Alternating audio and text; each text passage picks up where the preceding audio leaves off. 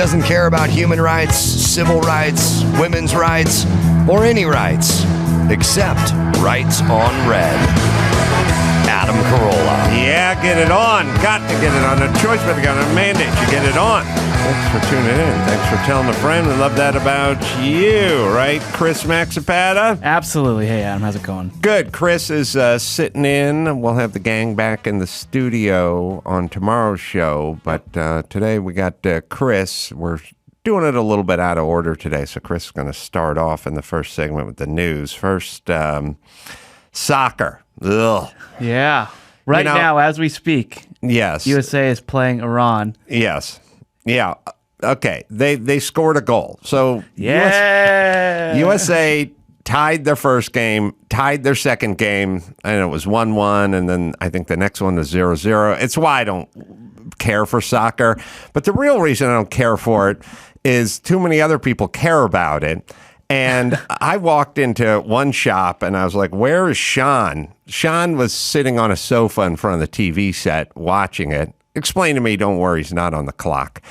But then there's a gaggle of employees sitting in the back now watching. Look, here's the bottom line in Los Angeles. This town runs off of soccer fans because... the white chick who's in the cubicle, we don't really need her. The guys that are putting the wood together, putting the metal together, taking care of the grounds, keeping the city running. We need their bodies. We need their bodies in motion, and they're all big soccer fans. They're all huge soccer fans. So they should just play the World Cup on a Sunday. Or schedule the United States games for Saturdays and Sundays. But anyway. It is fascinating just how intrigued everybody is with the World Cup, especially here. And like people are going to bars at the crack of dawn. Yes. And I vacillate, which is a word that no one uses anymore. But I'm sort of in between. Shouldn't we do something to get this game going a little bit so we could have some 4-3 scores and some 5-7 scores versus the U.S., which is 0 and then 1? In 3 games, they've scored 2 goals. They average less than 3/4 of a goal a game. Now, that's boring. On the other hand, it does kind of get to the length and foreplay part of life, which I am a fan of. So I can't tell, should they implement rules to speed it up and to get more scoring, or is it this? Is it the slow play that You're such an American. We want it, but when you go to a barbecue joint in Austin and it's really popular and you stand in line for 45 minutes and then you sit down finally and then you wait, the ribs are a little bit better because of the wait and the foreplay versus, Uber Eats drops them off at the hotel. Yeah, the anticipation is part of the meal. Yeah, all right. But anyway. Look, I mean, the whole world complaining about that, or is it just us? That just wants to see higher scores. I don't know. It's probably ugly Americans. And then also, it does tend to this thing we don't like, this kind of nationalism that we say we don't like. That's all soccer is. It's a bunch of people draped in whatever flag, their country, and going hard. Like in the NFL, there'll be a lot of people that live in Los Angeles but don't root for the Rams because they come from the Pittsburgh area. Even though they left when they were 9, they're still big Steelers fans, blah, blah, blah. It goes on all over the place. Nobody I watch football with on a Sunday roots for the Rams except for me. Now, they've all lived in Los Angeles collectively for 121 years, but they're still all rooting for the team of their childhood. Yeah. I don't know. Everyone wearing their flag draped on them. I know we kind of applaud it, but isn't that what we discourage? I thought we're all just taking a village and in a melting pot. And is it the I don't like the division. I don't like in this country when they're like the gay community and the African American community, or as a Latinx. I don't like any of that shit because I think it just sections off everyone in groups. This is like once every 4 years we just divide the world into their own warring tribes. Yeah. I don't know. I kind of like it. I like everybody kind of cheering their team on. Does cheering the their country Filipino on. team, do they suck? Yeah. Figures. Our sports teams aren't awesome. Yeah. But I enjoy the pride and how, especially in America, everyone's coming together to watch these teams. I know as an employer, it's probably annoying, not a fan. but as an American citizen, it's kind of fun seeing everybody right. cheer everybody on. All right. Have it your way. Thank you. What stories you got? All right. Let's kick it off with Howard Stern. He was this morning. He was on his he does a serious show, and he went after somebody that I didn't think he would go after, Oprah.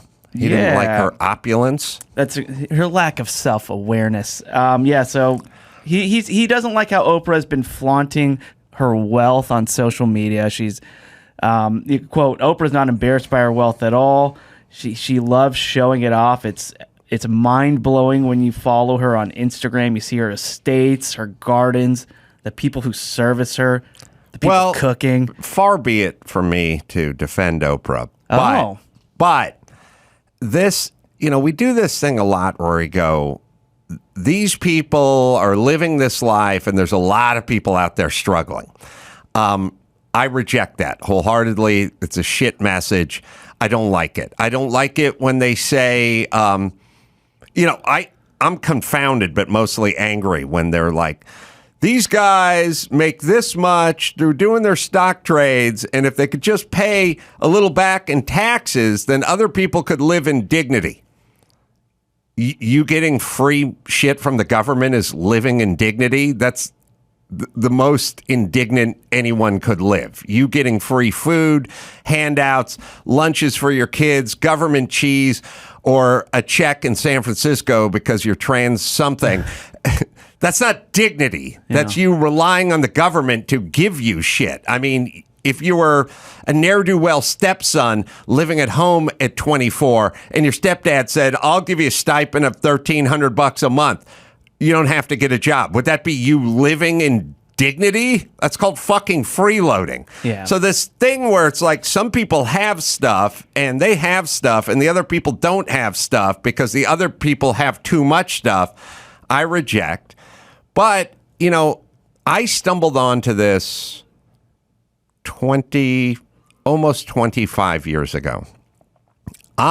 Because I spot all the trends 2 decades before they come down the pike. Yeah. I was famous on Loveline for saying I'm a millionaire. Literally a millionaire. I used to say it all the time. And I would say literally a millionaire. Yeah. And because I knew people were kind of running away from their success at the time, my net worth was probably $1 million, so I could say a millionaire. Yeah. But I kept saying it because I was like, why are all you pussies running away from your success? You got here because you worked hard. I get it if your dad owns the company and he kind of kicks it down to you and you're kind of the, Henry Ford II or something, and you're not exactly Henry Ford or Etzel Ford or whoever, and it's really Henry that did all the work, and I get the optics of that. But if you're Oprah or you're Howard Stern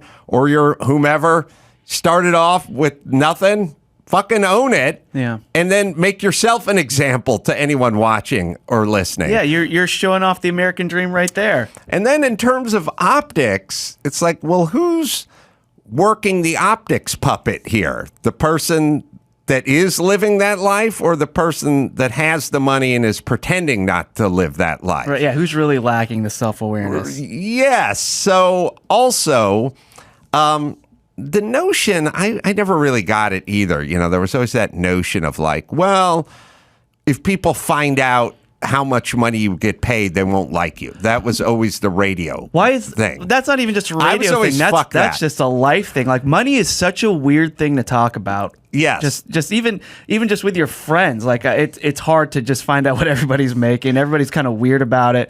Well, there used to be weird about it because people didn't make that much money and they were kind of embarrassed. Now they make too much money and they're always, I cannot tell you how many rich people or very upper middle class people degrade their childhood into, we were middle class, or lower, middle class, growing up in Brentwood in a 7-story house with an elevator, but we were real middle class. Like they downgrade, and then the people who were actually lower middle class, they then do I had to sleep in my car. That's their narrative. Yeah. And there's a race to the bottom from a storytelling standpoint, but financially, these people got their hustle on all day and they're trying to make as much money as humanly possible. Yeah. My thing is you do not help people by giving them the narrative that there's this limited amount of money, a finite amount of money, and the reason we don't have as much as we could is because Oprah has hogged it all. It's not that. She works her ass off and she's figured out a way to do it. And I think her thing is, here's my lifestyle. Not here's how rich I am, although you could do the math. I'd like to inspire you with my lifestyle. Yeah.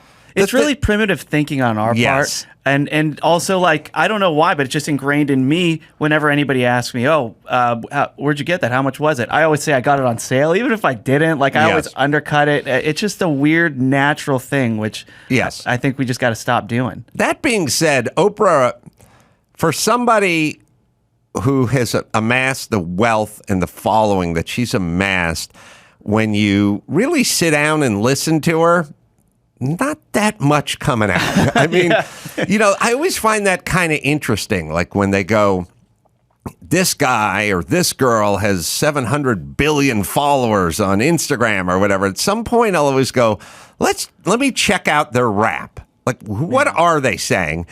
And you watch it and you're always like, eh.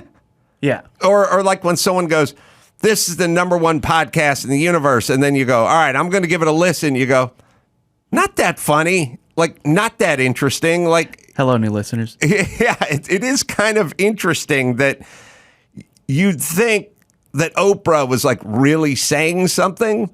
She doesn't really say anything for somebody who says things all day and has this kind of following. Yeah, fortunately, it didn't really click with me growing up. Maybe even my generation. But it is really trendy to like her. And yes, I get it. She's a success story. Yeah. Stern's a success story. Fine. Let's not send the optics message. Yeah, it's weird that Howard is saying that. And I mean, he's got made more money than God. Money, and good for him. Yeah. He's played it right. Yeah, he's a man of the people. But own it. That's all I'm saying. When I used to do Loveline on K-Rock, I would constantly have periodically have these discussions with my program director, and he would say, stop talking about flying first class. And I would say, why? And he'd say, because your listeners are like 16-year-olds from Orange County, and they don't fly first class. And I'm like, yeah, but I'm the host. I fly first class. And by the way, when I pay for my own ticket, I almost never fly first class. It would be Letterman flying you out to New York or something, Jenny Jones to Chicago or something like that. They give you a first class ticket. I said, but that's my life. I mean, that's what happens. And he's like, yeah, but you got to identify. It's related. And my thing is like, well, then let them host the fucking show. Like, why do I need to be one of them? Why? I'm the host. Yeah. I'm supposed to be different than them. Right. I'm not supposed to be them. That's why they're listening. That's why they're right? listening to me. I'm not them.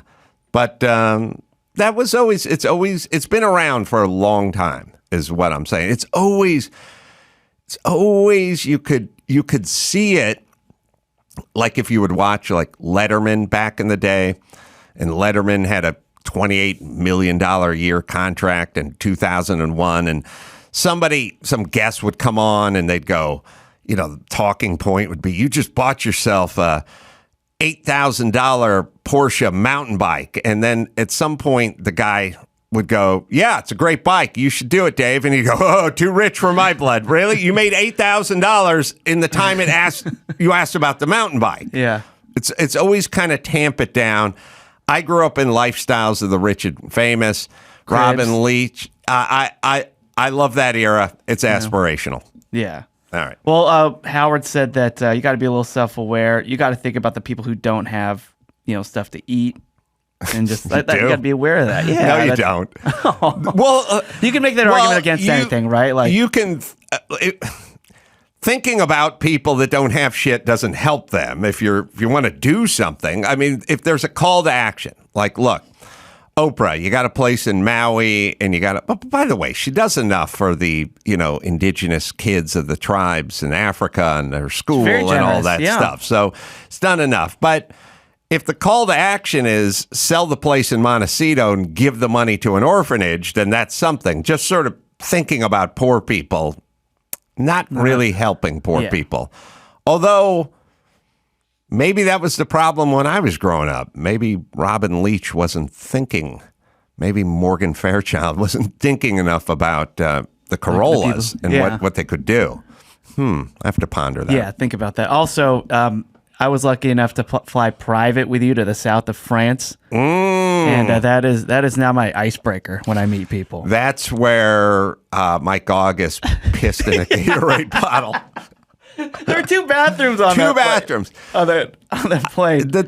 We won't relive that, but I will say that the biggest selling point of that private jet was 2 bathrooms. Yeah. Because when you are flying in an airplane that has 2 bathrooms, a private airplane that has 2 bathrooms, that means it is a big and luxurious plane. Don't feel bad about going number 2. Mike, was in the middle of 2 bathrooms, missed them both, filled up. But here's the reason I'm secretly jealous of Mike August. It's not that he peed in the Gatorade bottle and didn't hit the 2 bathrooms. And now he has an excuse. Someone was sleeping in the back, and our good-looking stewardess lady was sleeping in the front. He didn't want to roust anybody. But I would argue that she's, if you got to ask her to move her legs so you can get to the head. That's part of her gig. Yeah. It wasn't that he peed in the bottle. It was that as we're all packing up and cleaning up and getting off the plane, he left it. Do you remember where he left it? In the armrest. In the cup holder. In the cup holder of the armrest. The fact. He put it in the cup. Now, I may have peed in the bottle. It may have been 4 a.m. and we may have been over Strudeldorf and everyone was asleep on the plane. And then I got up and realized that Norm was sleeping in the back. I didn't want to go back there. And that our hottie flight attendant was asleep in the front with her feet in front of the bathroom door. I may have looked at both of them and went, shit, I got pissed. I may have pissed in a Gatorade bottle. Yeah. I may have done that. Then I would have proceeded to drink it. Like a yogi. Yeah. Or Mexican prize fighter. Or I would have just put the lid on it tight and tucked it into my backpack or something. I wouldn't have put it in the cup holder for God and everyone to see. Yeah. And then I can't say that he wasn't going to throw it away. I can't say that he was done clearing out his personal space. Yeah, I picked up the bottle and went, I don't know what kind of Gatorade this is. And I gave it a whiff. That's how we found it. That's how I found it. But you and Mike are a lot closer now. I couldn't have been that casual about leaving the piss bottle on the $80 million plane. And that's why we're jealous. That's right. Do you remember who we saw at the airport on our way out? Oh, was it? There's one other guy at the airport with our crew, and he was waiting for his plane too. Was it an action star? No. Well, maybe. He may have done it. It was Usher. Oh, Usher. Yeah, so it was all of us and Usher. And I remember being starstruck by Usher just sitting there because he was on his way to he's part owner of the Cavs at the time. And it was like game 6. And of the finals. And I remember it was so funny. He came up to us and he's like, "Hey, I'm Usher." And I'm looking at him like, "Yeah, we know you're Usher, dude." And then Norm Pattis' wife has her iPad out and she's having trouble logging on to the Wi-Fi. And Usher walks over to her and she's like, "Oh yeah, just click settings. Now scroll up, find the Wi-Fi. You just want to enter this." And he's helping her log on the Wi-Fi. It's like the craziest thing I was still reeling from jet lag and Mike's urine bottle. All right, let's see here. Well, speaking of Mexican prize fighters and the World Cup, Canelo Alvarez. He is not a happy dude. So legendary player Lionel Messi, he right after they beat Mexico, there's a video of them celebrating in the locker room, and he's kind of just it looks like everyone's cheering, everyone's going nuts because they just won, and it looks like he's taking off his boots. His cleats, boots, right? Doss, is that what they call them? And boots. Yeah, and he's taking off his football boots, and as it pans, he kind of just nudges a jersey on the floor, and that happens to be a Mexican jersey from Team Mexico. So what happened was they did a jersey swap. Messi and somebody else. That's like the thing that everyone does these days, I don't right? like all the hugging it out after the games. What? I don't like all the jersey swaps. You don't like sportsmanship? I don't like the prayer circle. Oh, I grew come up, on. man. That's why I watch. When I grew up watching the NFL, the Pittsburgh Steelers and Jack Splat and Jack Lambert and all the guys, they hated the other team. And the other team hated them, and they would never hang out and hug it out. There was a fierce rivalry, and it added a little flavor to the next time they got together. Like, they hated each other, and there would never be any hugging it out or jersey swaps or prayer circles. I can't get enough of it. Like, basketball, if you're in the playoffs, you don't hug it out till the series is over, so you just walk straight to your locker rooms afterwards. And then football, you hug it out after the game. But baseball, they never hug it out. The opposing team is never congratulating the winning team. It's like always that. just the other team celebrating. But anyway, so it looks like he kicks the jersey, and here, let's watch it a little bit. So everybody's cheering, and then you'll see it pan over to Messi, who's sitting down, right? So there he is, sitting with his shirt off, and he just takes his boot off, and that was it. You just saw it. So Here's the rule. If your team had won, Canelo, would you be upset about this? And my answer is probably not. So you're not allowed to factor in the win-loss into the behavior. You know what I'm saying? You're pissed off because Mexico lost. That's why you're pissed, and now you're on Messi. I'm going to call this a zero burger. Let me read you some of these tweets because they're great. Because this is Canelo Alvarez. I mean, four-time champion of 4 different weight classes, 58 and 2, and he's tweeting, "Did you see Messi cleaning the floor with our shirt and flag? He better pray to God that I don't find him." By the way, cleaning the floor, because if that were a microfiber rag and I paid him to clean the floor, I would be pissed if a guy just kicked it once and sat down. Yeah. I watched the tape. I literally couldn't see what he did. Right. Well, I know, and I'm surprised that Canelo caught that. And he says, just like I respect Argentina, he has to respect Mexico. I'm not talking about the country as a whole, just about the bullshit that Messi pulled. So it's weird, but I think it's nothing too. I mean, but the weird thing is Messi isn't even saying anything, so maybe it really it's a nothing burger for him. Canelo is doing a little Tecate tweeting. We should check the timestamps. Yeah, or Modelo. I'm trying to think of what I think he probably did both, but I bet think, he's a Modelo guy. I think he was putting away a few too many of the freebie Modelos he got for doing the spots, and was pretty pissed off about the loss and looking to take it out on somebody. Yeah. And you know what's in the jersey swaps, the people who switch their shoes, they give each other their shoes, their play shoes, or like that's something that like players will give to people in the crowd, like it's a keepsake. What do you do with that? Well, I don't want to be slippery slope guy, but first you're hugging it out. Then you're swapping jerseys. Yeah. Then you're swapping shoes. The next thing you know, the jock's coming off. And the next thing you know, you're swapping bodily fluids, and there's not a damn thing you can do about it. That's true. That's a slippery slope. In 4 to 7 years, they're just going to be butt fucking on that field.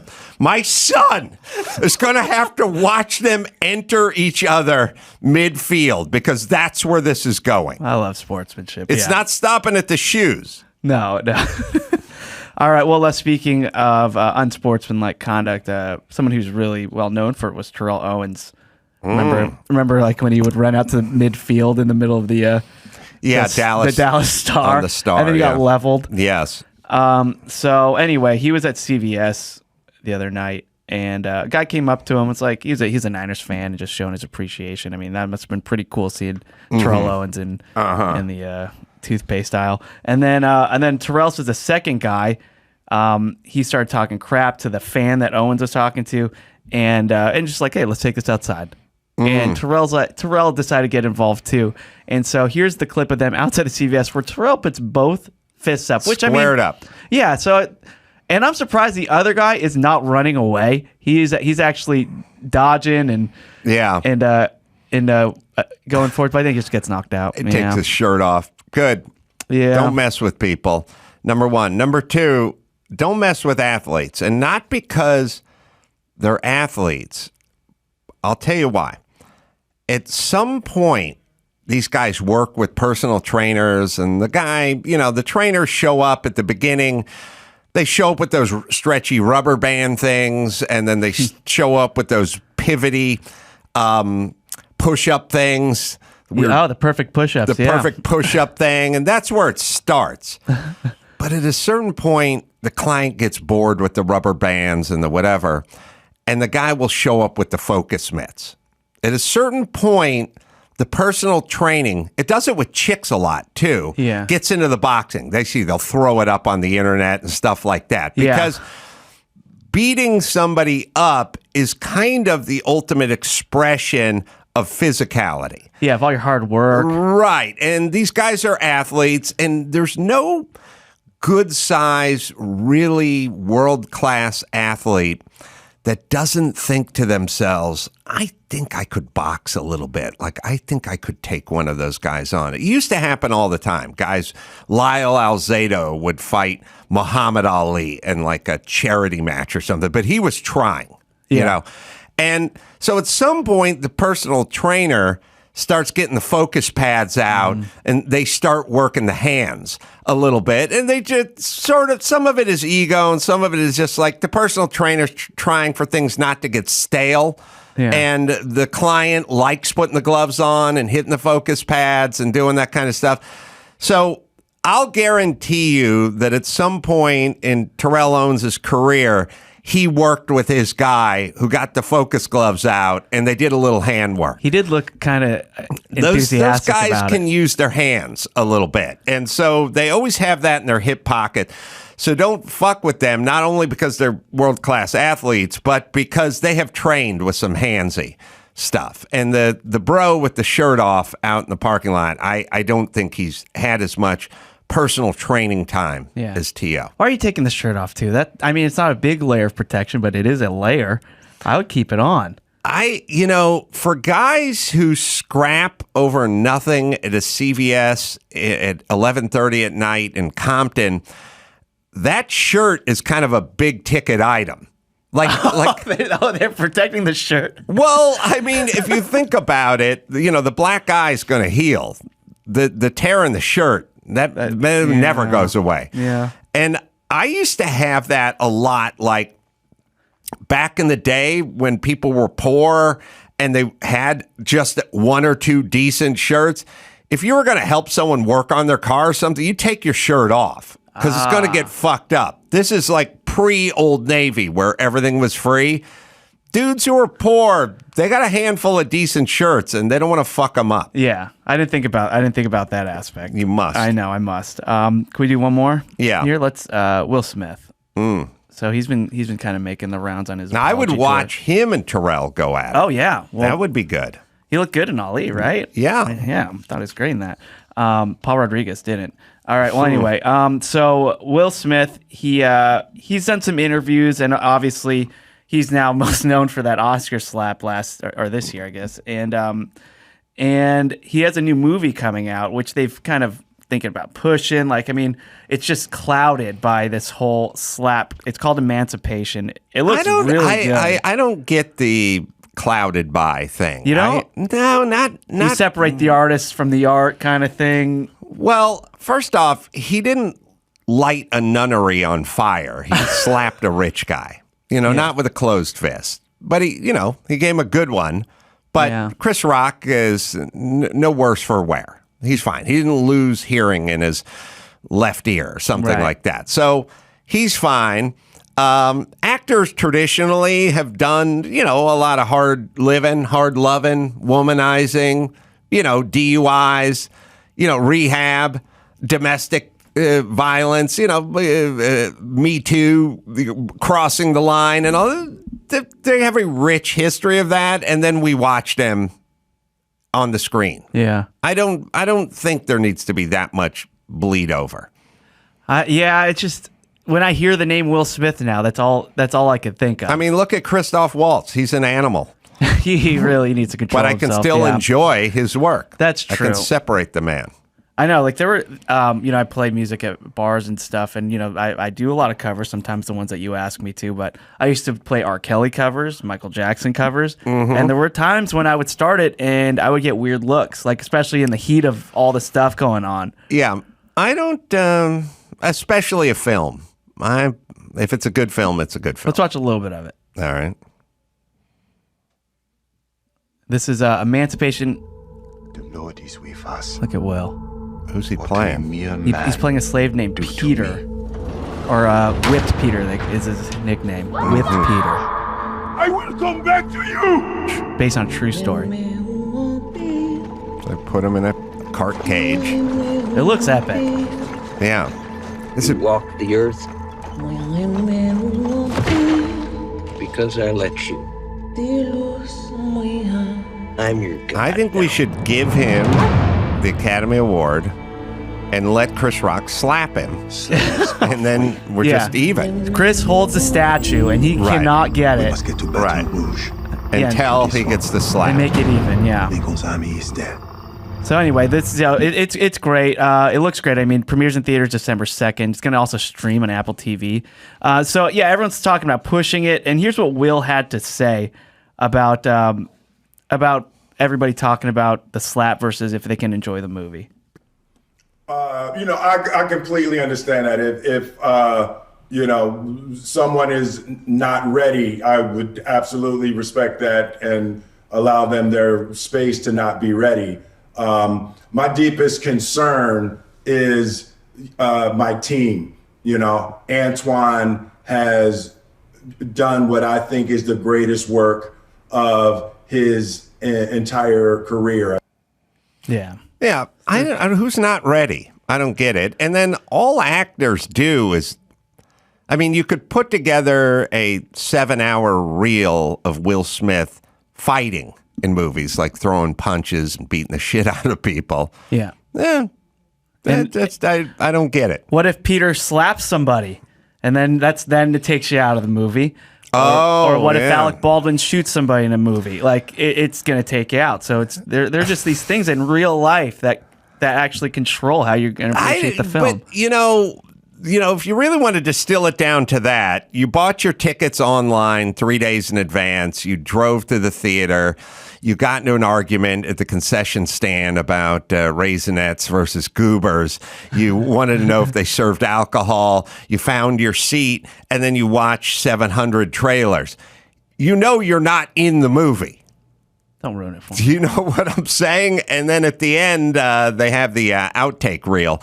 They probably don't do that in slave movies. I don't think there's a blooper reel at during the credits. Well, Hal Needham would do that. This one. For Smoking the Bandit. Oh, I grew up watching Jackie Chan movies. He did that in all his I would movies. love a really heavy scene, like in the outtake reel by the slave owner and the slave, and then at some point a fly lands on someone's head and they start laughing and yell cut. Yeah, cell phone rings. All right, we got Kilmeade is in the waiting room, but good job, Max Zapata. You too.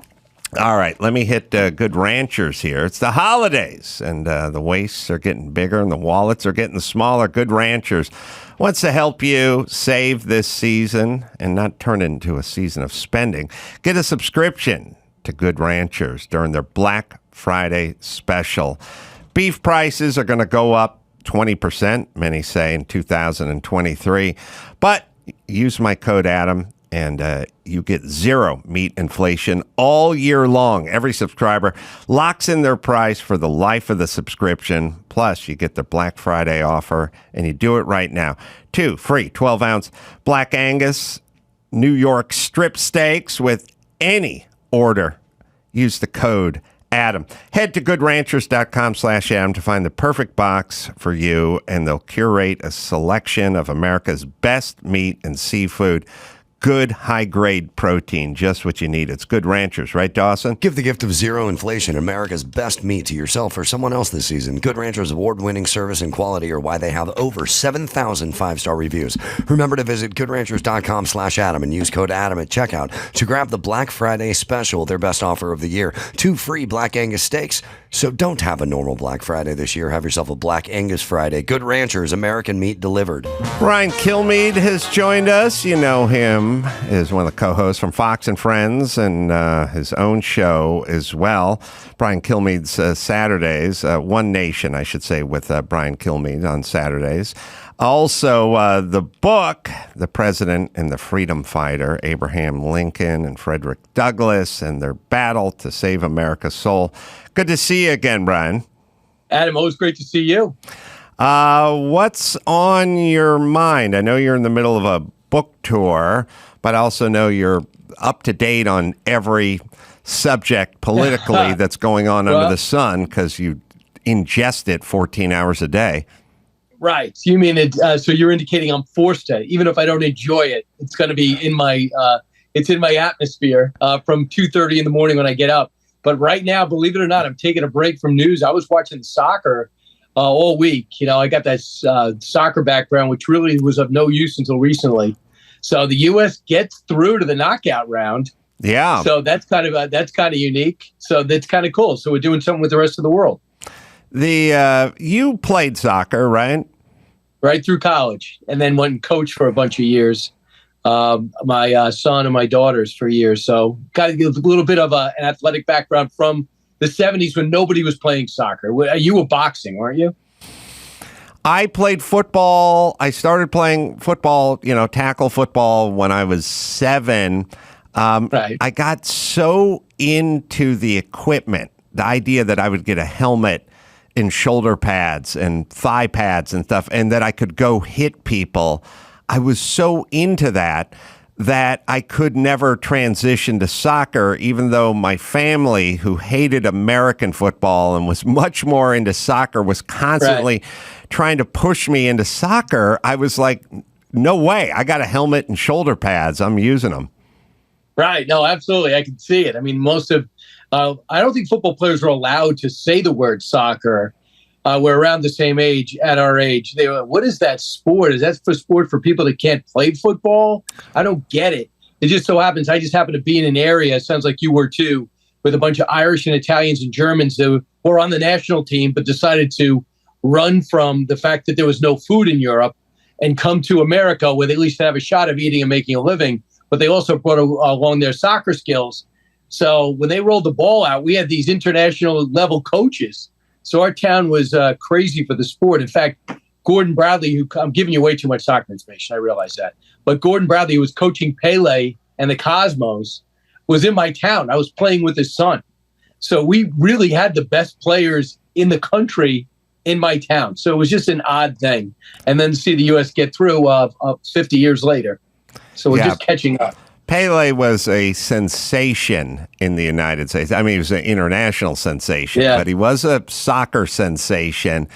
Even starring or co-starring in a soccer movie, I think called Victory. Yes. With Sylvester Stallone. As the goalie. Which starred Stallone and Pele and Michael Caine. Michael Caine, yes. And I can't remember anyone else. I remember being a conscientious objector at the time of saying I will not support any soccer films, and I never saw it at the theater. 1981. Yeah, Pele, he used to do commercials for American Express. He was a huge phenomenon. So it's just amazing. Young Adam Carolla making a stand. Yes. Taking a stand. I refuse to play into this soccer craze. Yes. We're this close to communism. All those, you know who loves soccer? Cuba. Right, exactly. But you include baseball as well, I guess. So what's going on politically right now? What are you thinking about? What are some of the stories you're thinking about? I'll tell you what. You know what gets me is that we have somebody as president of the United States supposed to be schooled in foreign policy, back to traditional politics. We're going to go back and reacquaint ourselves with our old friends. And what do? We are afraid to comment when China oppresses millions of people. We don't say a word when Iran has a series of riots sticking up for all things women's rights. Suddenly we don't have anybody in America who cares about women. And then we decide, let's make friends with Venezuela, the one who's leading a march of communism and oppression through South America. Oh, yeah, and Brazil had a corrupt election. Let's side with Fidel Castro's protege, who is in prison. I don't know what is going on with our foreign policy, but for the most part, everyone seems to give the president a pass on it. It drives me nuts. What drives me nuts, I'll tell you what drives me nuts. When people who comment on everything have no comments about something and then explain that it's not their place to comment on it. Like, I was done with Fauci, probably 2 years ago. Yes. When he is hauled in front of Jim Jordan, and Jim Jordan is asking Fauci about churches and restaurants and sporting events, and he's like, no large gatherings. And then he asks him about Black Lives Matter protests, and he goes, what? No, I don't have. Why are you asking me? I don't comment on that stuff. Bullshit. You don't comment on that. You comment on everything. He would have pigeons wearing masks if he could figure out a way to pull it off. So you comment on everything. Joe Biden comments, remember when the mounted border patrol was accused of whipping Haitians who were coming across the Rio Grande? Plenty of commentary from every fucker in the White House about a nothing burger that never happened. You guys all ran to a microphone and commented your ass off. But people are being welded into apartment buildings in China and burnt to death, and it's not your place to comment? I would believe it if you didn't comment on everything. And everything that's negative about this country.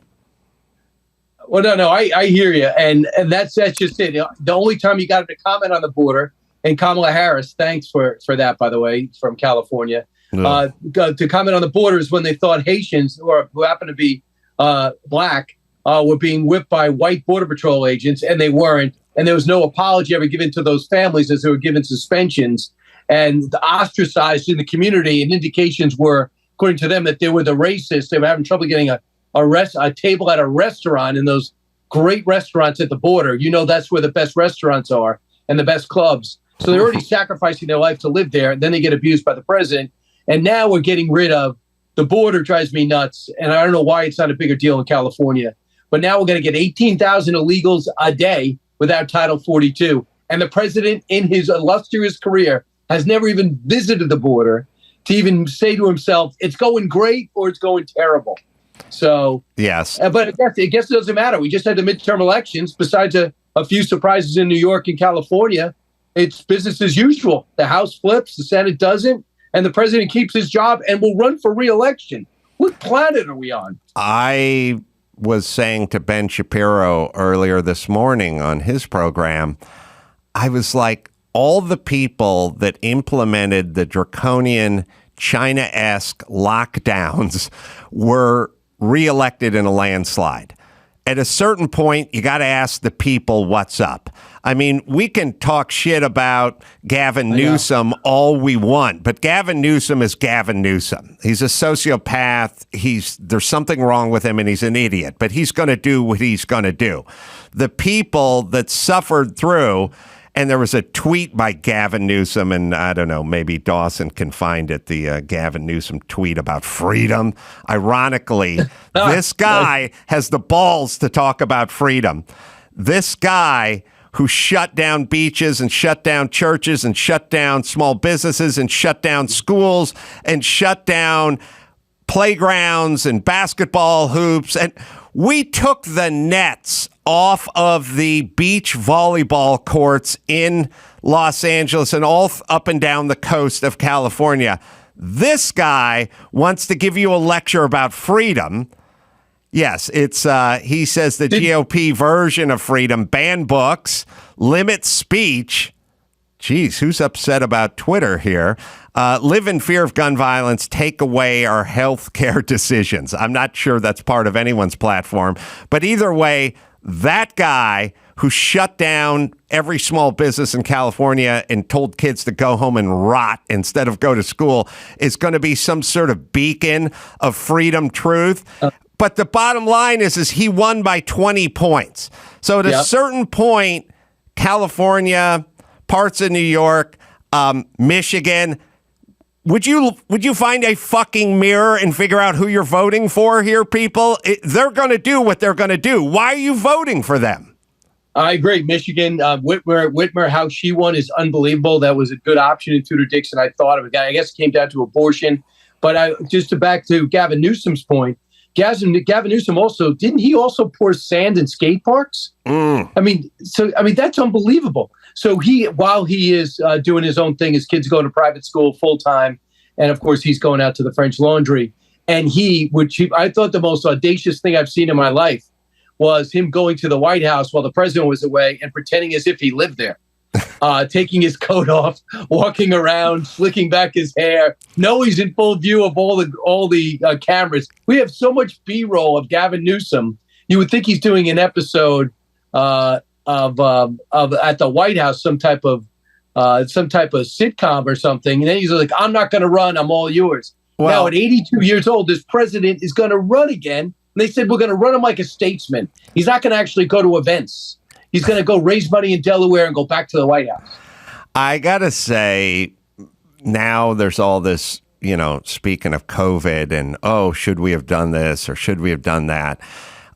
There's a lot of nobody knew at the time, which is my answer to that is then shut the fuck up. If you don't know, then you have to shut up, number one.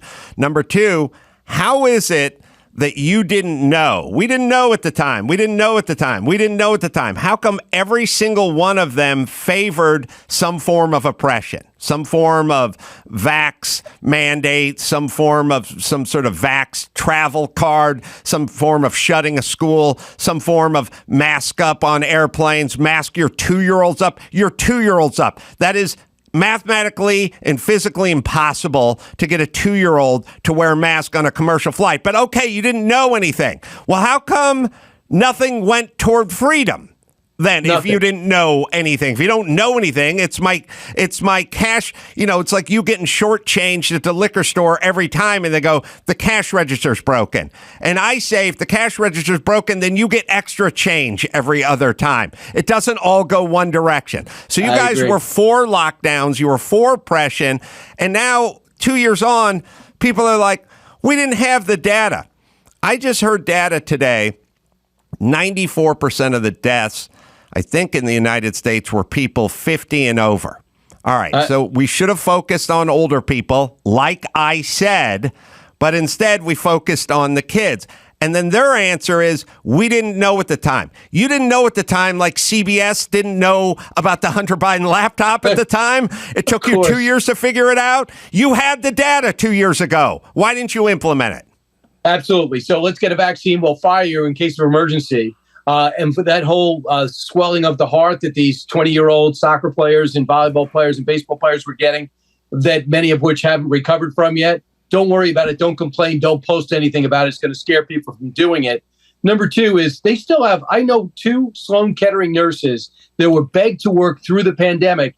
When the vax came out, they said, no, thank you. We've got natural immunity. They're fired. They still can't get a job. Same thing they're doing to cops and everything and teachers we can't get teachers in New York City.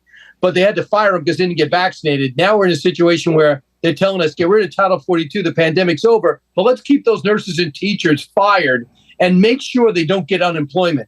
And that's why I watched Anthony Fauci on Sunday doing all the shows, taking a bow, getting his ass kissed. And I'm watching him say this. They go, well, what about the origin of the virus? He goes, every indication, all the scientists and journals say this came from natural occurrence. But there's a lab there, so I'm open to anything. Well, why didn't you ask? Well, the problem was the Trump administration.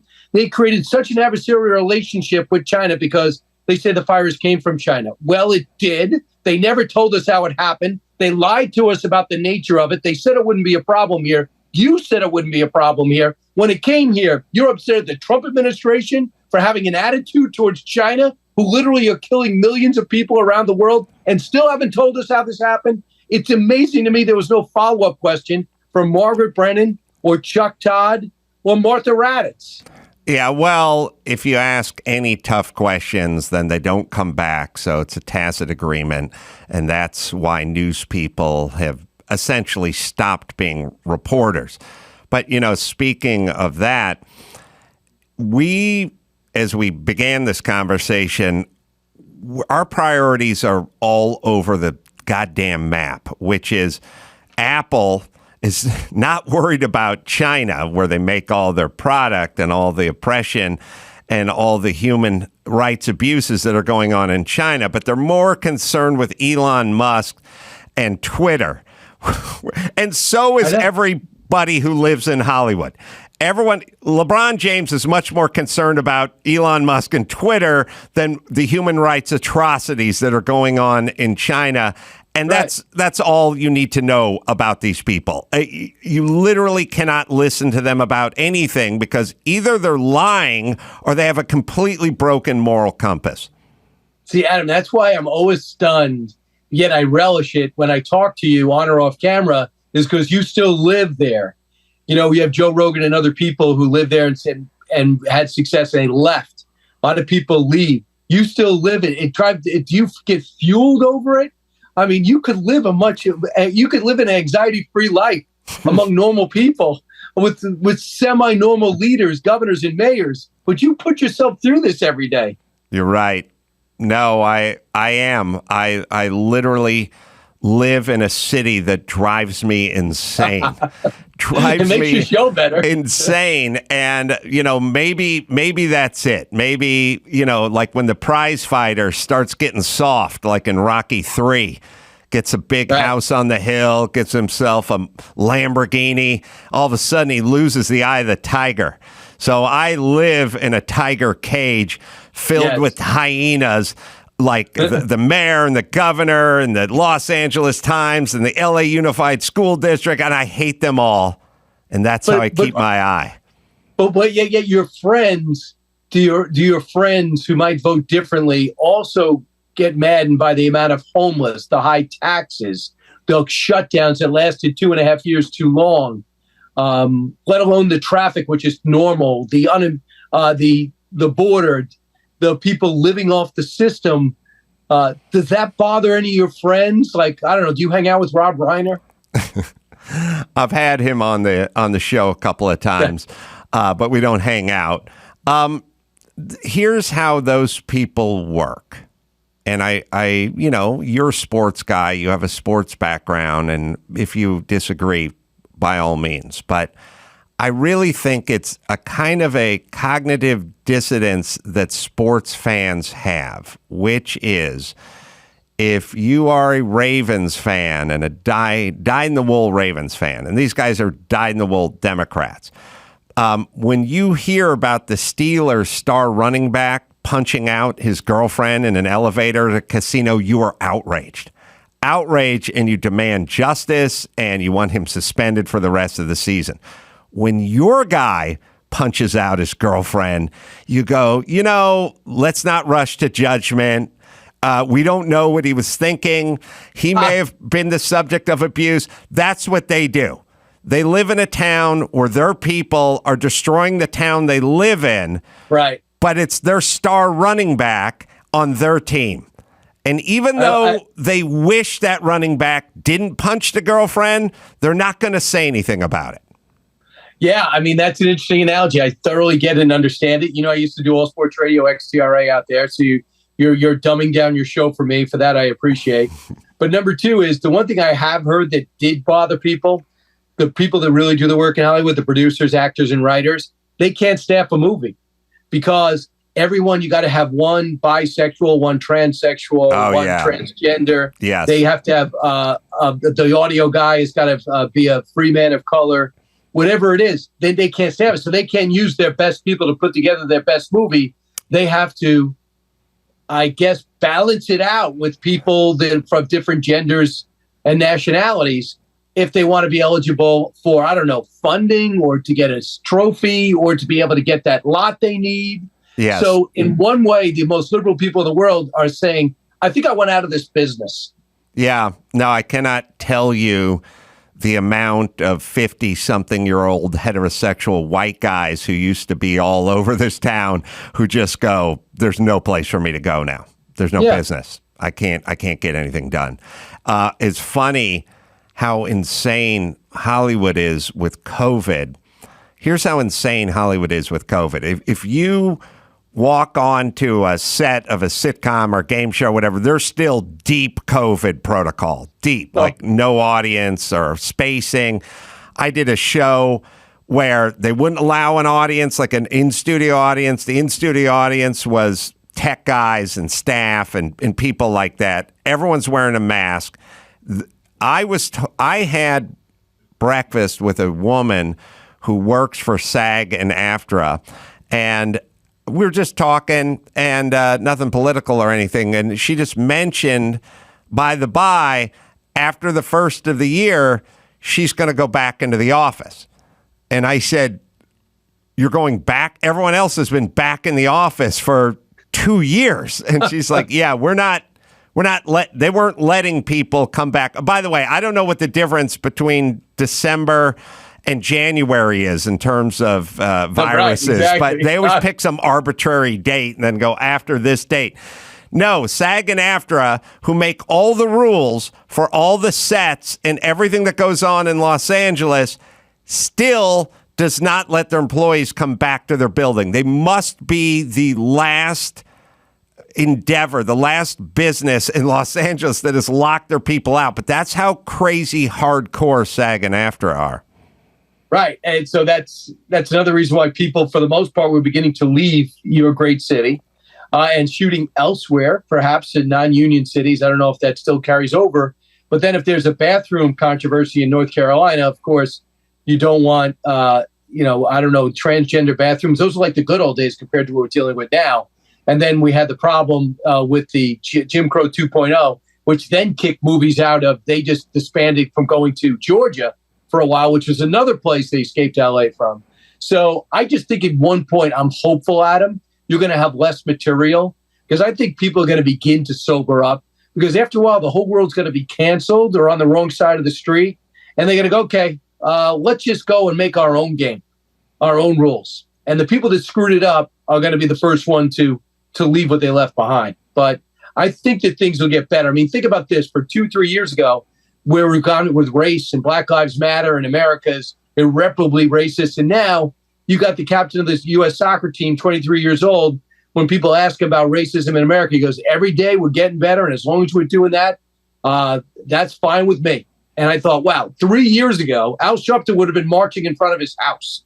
Yeah. Now we say, I'm proud to be an American. I love what they did with the Iranian flag. So I think things might be coming back to a little bit to sanity. I mean, do you see any glimmers? Yeah, I mean, at a certain point when it hits a critical mass, when there's a bunch of beat up Winnebagos parked in front of your kid's school, at a certain point, even the most progressive of us would say, I don't want that. And it is at a certain point, it sadly has to get to this weird critical mass place where you can't avoid it. You can't walk your kid to school without stepping over a homeless guy. It's only at that point that people start to go, well, maybe we should change direction a little bit here. But it is sad, and I lament this with Dr. Drew all the time, where the common answer when I go, when are we going to change course here in Los Angeles? People always go, we haven't bottomed out yet. And my answer is, must we bottom out? I mean, right. The example I use is like, you've walked in on your 17-year-old stepson having seizures because he's using too much fentanyl 3 times. But you go, well, when is rehab? Then when is rehab? And you go, well, he hasn't flatlined yet. Like, we haven't had to get the paddles out yet. And I'm like, yeah, but we can see there's a problem. You have found a pipe fashioned out of tinfoil on his nightstand. At this point, we should intervene, right? And the answer is nope. He hasn't flatlined. That's the Los Angeles answer. Well, and that's also Dr. Drew probably talks you off a ledge on that too, because he says that's the way it is with it. It's almost like addiction. It's the same thing. You're addicted to being woke until there's nobody else around to hang out with and complain to. And I guess that the sense that people are going to get busy. The thing that concerns me most, I guess we could talk for hours, is the lack of work ethic.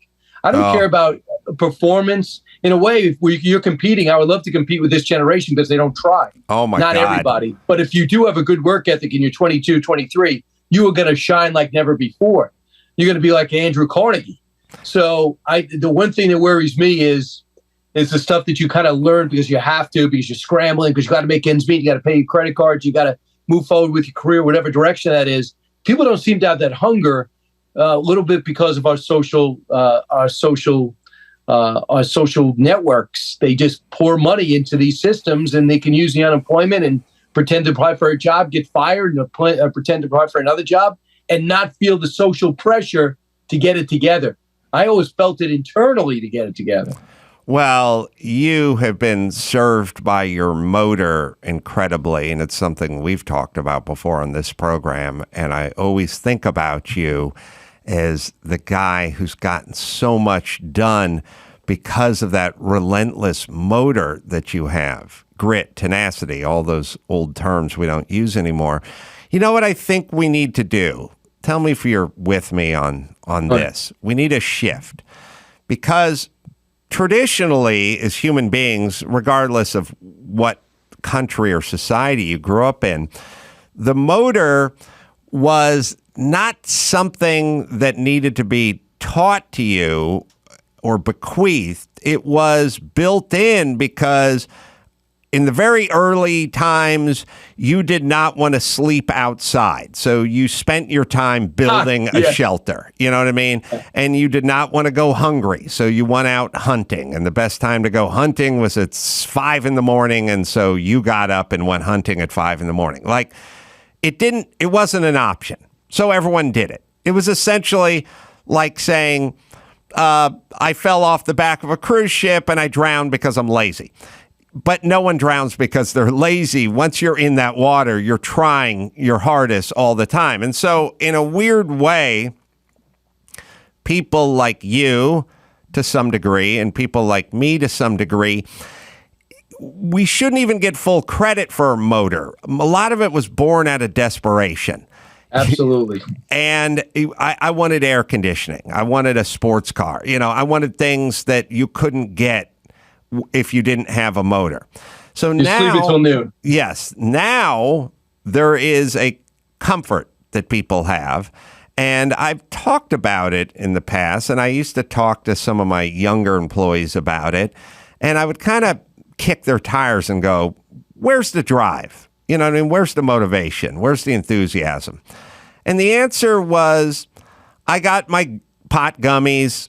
I got a 55-inch flat panel TV. I can stream any show I want. I got a car that has air conditioning. And I don't really want that much. Like, I get to travel. I get to go out and eat half-price sushi on Friday nights before 7 o'clock. Like, I'm kind of living my life and enjoying myself without all the motor. When we were coming up, there was no sushi or air conditioning or travel without the motor. So you've kind of taken away the external motivation for the motor, right? And if you talk to a lot of young people with no motor, they're pretty cool where they're at, and I don't blame them. They're out enjoying their lives. I think we need to shift the conversation from you not needing to do this stuff to potential. Forget about air conditioning and flat panel TVs and sushi. What are you here to do? What is your potential? You know, most of the people I know who are really successful, you know, I know Jimmy Kimmel, I know Mark Garagos. They don't need any more money. What they're trying to do is live up to their potential. That there's work to do. By the way, it's a great parenting thing too, whatever that is, right? So you just want to, your goal is to get the most out of your ability. Like, for example, if I don't know about you, but I'm terrible in math and science. I probably work hard at those subjects, and I'd be looking to get a C plus B. I never felt like I underachieved. I said, listen, you don't understand. I went to extra help. I tried to understand it. I didn't miss a class. That's the best I could do. I was never that mad at myself. I just want to make sure I got through. When it came to history and English and just about anything else, marketing, business, I could pick it up. I could try to screw up everybody's curve in class. But in math and science, my potential was not great. So I had to get by. So I just felt as though I got to take the things that I do natural and try to maximize that. And whatever that leads me, that was it. I wasn't that concerned about money. I was just concerned about fulfilling my potential. But I remember listening to you out on the radio. You were already established.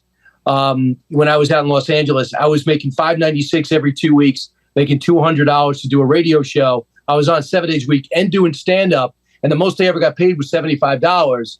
And I was working every day. I felt I was stressed a little bit because literally my Celica, filling up my gas tank, I was budgeting down to the dollar. But I just said to myself, I'm filling my potential every day. I'm trying to get better at all those three things. But no one had to tell me to do that. And that was my competition. I was competing really against myself. And I found that most of the people that I hung around with were doing that.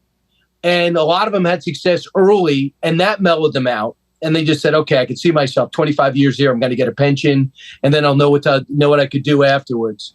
So I just think that everyone had a mission to begin with.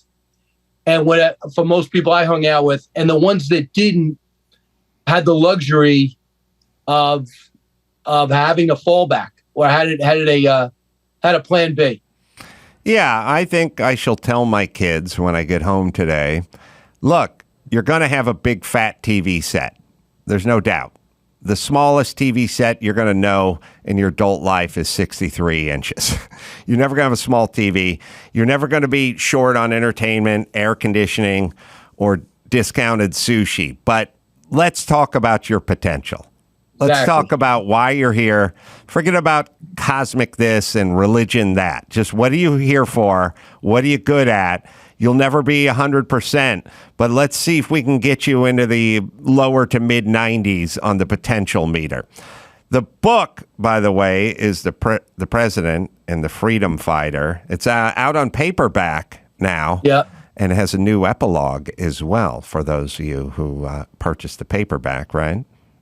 The only thing I did is I incorporated the news. While this thing is out, they start ripping down Frederick Douglass's statue in Rochester, where he spent most of his free life. Oh, my God. And then they take Lincoln off San Francisco of a high school, or they tried. And they tried to take the Emancipation statue out of Lincoln Park in Washington. And I just talked about how we're trying to rewrite history now because we didn't like it. What in 1875, it was fine. In 2020, it wasn't. So that means it's got to come down. And I just thought, isn't that a horrible thing? But isn't that a great perspective on where we're at today in the war on history? So I just took the lives of these two guys, Frederick Douglass and Abraham Lincoln, talked about they intersected. And then at the end for the paperback version, I just said, let me just talk about how this has come full circle. We're debating the statues and the lives in which they lived because they didn't live up to our standards today. And I think we agree on this. You got to judge people by the eras they're in, not the ones that we're in. And that's never been an issue before, but suddenly it's an issue. So no, it's very interesting. And Chris, you got to find Nancy Pelosi when she's asked about people tearing down statues, and she gives the people are going to do what they're going to do, which is I hated Nancy Pelosi before this comment, and I added creatine to my hatred of Nancy Pelosi. It's the opposite of what a leader of this country should be doing. Someone should have said, it's disgusting. These people founded this country. These people are misguided. It's illegal, and they should be prosecuted to the full extent of law. Instead, she just brushed it off. By the way, that's a perfect example of her team and her running back who beat the shit out of their girlfriend. That's what she's doing. She goes, my people are defacing these statues and tearing these statues down, so I'm not going to have a thought about it, even though we live in a law and order society. I love that. But yes, I'm not a theologian, but the Bible says, like, Noah was a righteous man in his time. They would say in his time. They knew that things were going to change and opinions were going to change. And that's why they say in his time. We'll find that clip. It'll make it. The best example is in 2008, Barack Obama said marriage between a man and a woman. Okay, we all agreed on that. Mm-hmm. Well, by 2012, America came full circle on that. Yeah. So in 2008, if I run Barack Obama's sound bites, should I say got rid of Barack Obama off all the junior high schools that he's on because he was not tolerant of same-sex marriage? Yeah. Or should I go to the 2012 guy who was so enlightened? Forget about 1708. Here's the Pelosi audio. Well, I'm not a big, I don't even have my grandmother's earrings. I'm not a big, let's see what we have in terms of monuments in this. If the community doesn't want the statue there, the statue shouldn't be there. Respectfully, shouldn't that be done by a commission or the city council, not a mob in the middle of the night throwing it into the harbor? People will do what they do.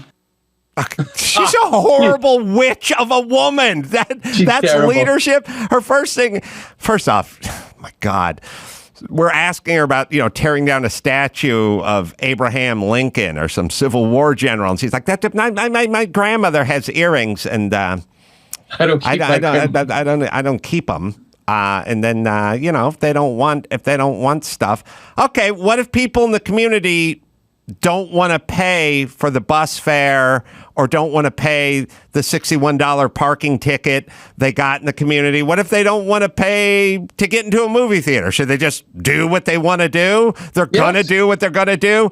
God, she's horrible. I don't think people really realize just how bad she is. I mean, people say now that she's winding up her career, but she's not even going away. She's just going out of leadership, and she'll probably hover over whoever the speaker or the minority leader is. But look at what she's done for San Francisco. She has ruined that city. She would have been, you would think that she'd be doing the other thing, pouring so much money into the city. People would accuse the speaker of redirecting federal funds, but instead she allowed that city to go to hell and allow homeless to overrun. She's the founder of Smash and Grab, isn't she? Isn't that where the term smash and grab started? Well, listen, Brian, people are going to do what they're going to do. You cannot judge. All right. Kilmeade, thank you for joining us. Always a pleasure. You can check out his book tour. Check out his website. Brian, spelled like a normal human being. Kilmeade.com is where you go to find out all of his dates. Brian, always a pleasure, my friend. Go get him, man. You're the best.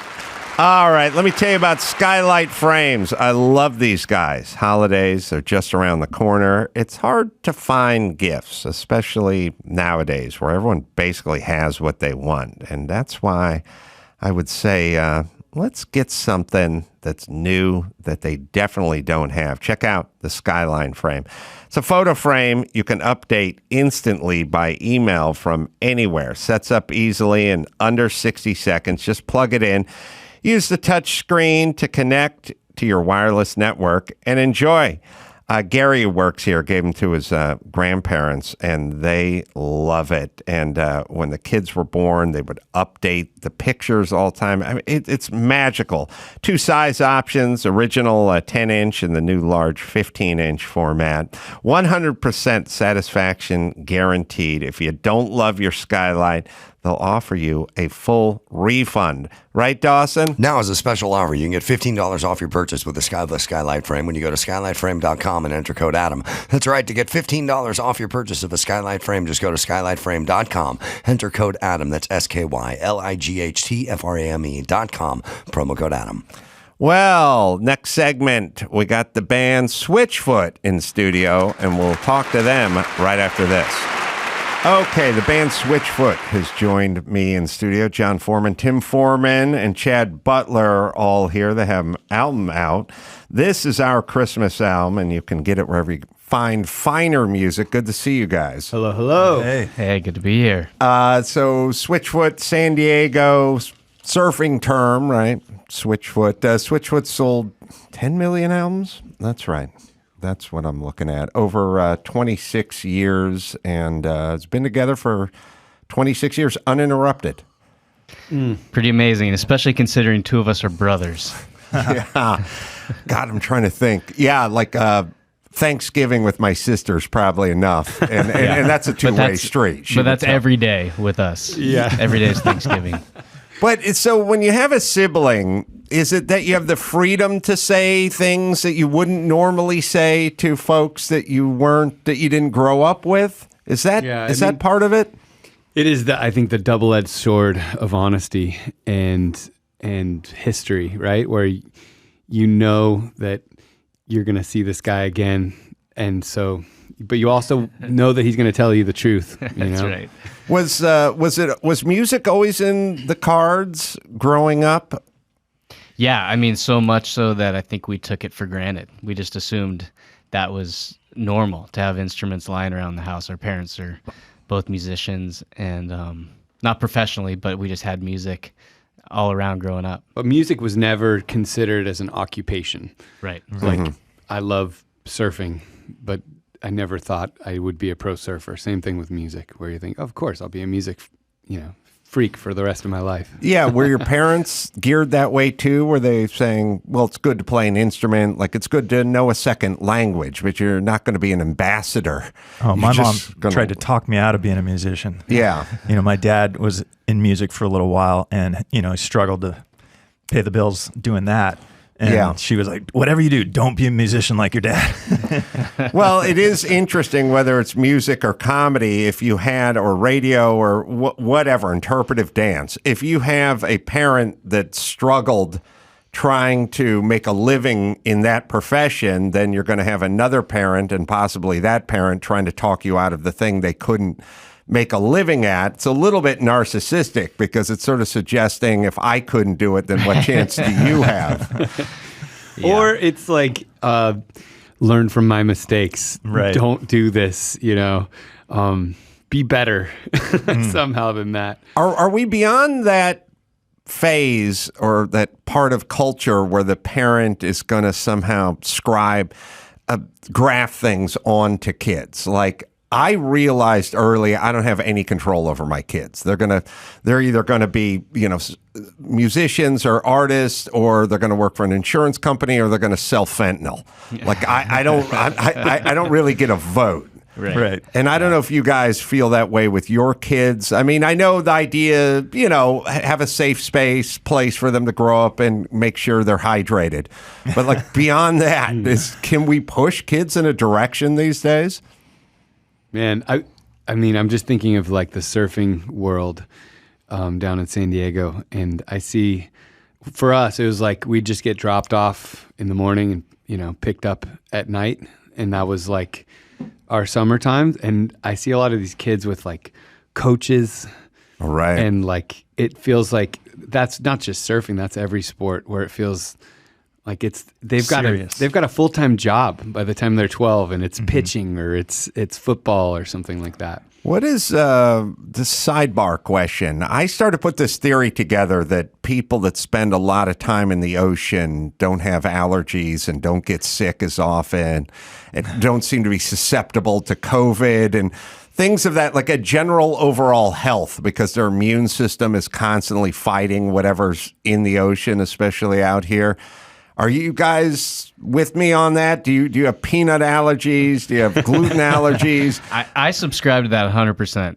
I think saltwater cures everything. Yeah. If I'm feeling like a little sick, I'll go surfing. Some people will be like, oh no, when you're sick, you should stay away from the ocean. It's like, you're not going to make the ocean sick, and you're just going to get cleaned out. And yeah. But in general, like less foodborne allergies, like less whatever, you turn on the TV, see commercials for 1,000 drugs saying you have stomach issues, you have bowel issues, just amongst the surfing community. Yeah. Less, yeah, right? Generally pretty healthy. Yeah. And I think it's also like being just on the ocean, staring at the horizon. I think that there's a centering element. Some people do yoga. Some people like have breathing meditation. I do think that there's something to sitting out there on a board, especially on a big day, questioning your mortality, and it puts like allergies in its place, right? Well, let's talk something that I'm interested in, which is those hydrofoil surfboards, the electric ones, ones. Now, I was, I don't surf, but I get in the ocean whenever I'm around the ocean. I'm in Malibu half the time, and I just get up in the morning, I just go in the ocean. And it doesn't matter what the weather is. It doesn't matter what anything is. I just go in, let's stay in for about 5 minutes, and then I just get out and I go to work. I find it to be kind of important. Like there's something to it. And again, it's not really salt water, but it's sort of water meets horizon, meets seagulls overhead, meets the feeling of, meets the sort of having to kind of turn your brain on where you have to kind of time the swell a little bit, not get knocked around and that, that kind of stuff. But in the cold water. In the cold water. A wetsuit or no wetsuit? No. Yeah. Wetsuit. Wim Hof ice bath. Yeah, wetsuit would kind of lessen the experience. Yeah. Plus, it takes me 15 minutes to get into a wetsuit. But there was a guy pulling up in a truck. His name is Townsend Bell. He's a professional race car driver, I figured out later on, because he was unloading his hydro board. And I was like, hey, man, that's pretty cool. Because I've seen him buzzing up and down the coast over there in Malibu. And he was like, yeah, I've been on your show. And I was like, oh, yeah. But then I have to figure out what show and when and all that. But later on, he's an IMSA race car driver. I love cars, as you guys know. And he was just loading up, getting ready to launch off and take off just alone. There's nobody around. There's nobody on the beach. There's nobody in the water. He was just going to go take off. And do you guys have experience with those things? Do you own something like it? Yes. So we were very early adopters of the foil surfboard back down in San Diego. Really? When no one was doing it. So we didn't even know how to do it. We had some friends that had a few extra foils lying around. We had some old surfboards. We screwed them in. We didn't know what we were doing. What year is this? This was like maybe 7 years ago, 5 years ago. Yeah. Mm-hmm. And they were kind of like within the surf community, it was becoming a thing. They weren't motorized, right? So you're catching a wave. And being lifelong surfers, you think you know what you're doing because you've been on a surfboard your whole life. And so we didn't know how wildly dangerous they can be. I mean, it's like a broadsword attached to the bottom of your surfboard. Right. So you don't want to be catching the same waves necessarily that you'd be, especially learning. Mm-hmm. But we were. And then I ended up with staples in my head. Like, I think 8 staples, just like the thing finally connected. And so now I respect the foil a lot more. Yeah, because the broadsword you're speaking of is what connects the board to the foil, and it's got to be 24 inches, maybe. Yeah, there's different heights. Right in there. They call and it it's sharp, right, on one side so that it can cut through the water. Yeah, right, and it's gotta be stiff. I mean, it can't flex a lot. Carbon fiber. Right. So if you wipe out and something catches you, if that catches you, it's going to leave a mark. Well, and the ones we had, I don't even think they were carbon fiber in those days. It's some sort of metal, right? Aluminum mass. So it was like heavy too. There's some girth to it. They've come a long way. I think they've gotten safer, and now the e-foils, which we've done on tour, we borrowed some e-foils at a lake in Texas, and it was pretty amazing. I mean, you feel like a superhero. You are a Silver Surfer. Yeah, I mean, you're skimming along 2 feet above the top of the ocean at 18 miles an hour. I don't know. I mean, you're moving along at a decent enough clip. And that height feels a lot higher when you're doing it. You feel like you're 5 feet over the water. I'm always trying to wrap my mind around how one gets started. You must lay on your belly, you must get some movement going, and then at some point you hop up, right? Is that how it works? And the interesting thing about the mechanics is it wants to tip, it wants to flip. And so the entire time you're flexing that front foot, really a lot more weight than you would on a normal surfboard. So good core stuff. And then and the other thing I think works for surfing that I've always drilled down on and no one really cares about, but balance. So balance is, it's straight ahead balance. And then it's also kind of a metaphor. People go, oh, you need that balance between work and family and blah, blah, blah, leisure and whatever, I've always been balance oriented. As a kid, it's just something that's in you. You find yourself walking on top of railings and putting your arms out, rode a unicycle my whole life, but I've always felt that balance practically had an application in life, like sort of spiritually, and I don't know if you can speak to that or if you've even thought about balance, but having that balance that you engage out on the water on your surfboard for hours on end, and then you come in and then you have to make decisions, and their business and their family and their professional or whatever, but the balance is engaged. And I know I sound a little kooky here, but does that ring true? No, I think, whenever you get surfers talking about this sort of thing, they sound a little kooky as well. But I mean, there is something to it. And kind of what I was getting at earlier, I think for me, that spot in the Pacific Ocean, especially when it's a solid swell and I'm a little bit nervous. I think that there is a different part of my brain that's activated that puts all these other quote problems into perspective, And right. I do think that balance. I mean, we joke around all the time, kind of kidding. That surfing is the reason why we're still a band. The fact that we can argue about a song or an album and then paddle out and go surfing and remember that it has a context. That's huge. Could you, now, most of the surfers I knew, you mentioned like a good swell. Most of the surfers I've worked with in construction and guys I knew, they were horrible students and bad employees because if there was a swell, they were all gone. Right. They just wouldn't show up because the swell might be few and far between and they didn't want to miss it. But you guys have parents that were pretty conservative and focused on scholastics and things like that. Were you truant a lot when the swell would roll in? What was the swell plan when you were like in the 9th grade? Our parents were actually pretty cool. I think as long as we were getting decent grades, they, like big picture. We would cut class to go surfing. And my mom would be like, well, you're getting good grades. Like, that's fine. So they kind of gave us a long leash with stuff. I mean, there's a lot worse things that kids could be doing than skipping school to go surfing. I completely agree. I just didn't know how married to the swell you were. It is a funny thing because, I mean, there's so many things that take precedence in our lives, that rightfully should. There's an ambulance, we pull over to the side of the road. I mean, there's these things that in our culture we all know to give the right of way. And it's interesting with surfing, it's not like a football field where it exists the same every day. It will change. It is changing now. In the next 15 minutes, it's going to change again. And so I think with surfing, there's that feeling of like, this is the one time this year that this might happen. Might not happen for another 5 years. Right. But here we go. Let's enjoy it for what it is. So shifting to music, Christmas album. Why Christmas album? Well, it was a year unlike any year.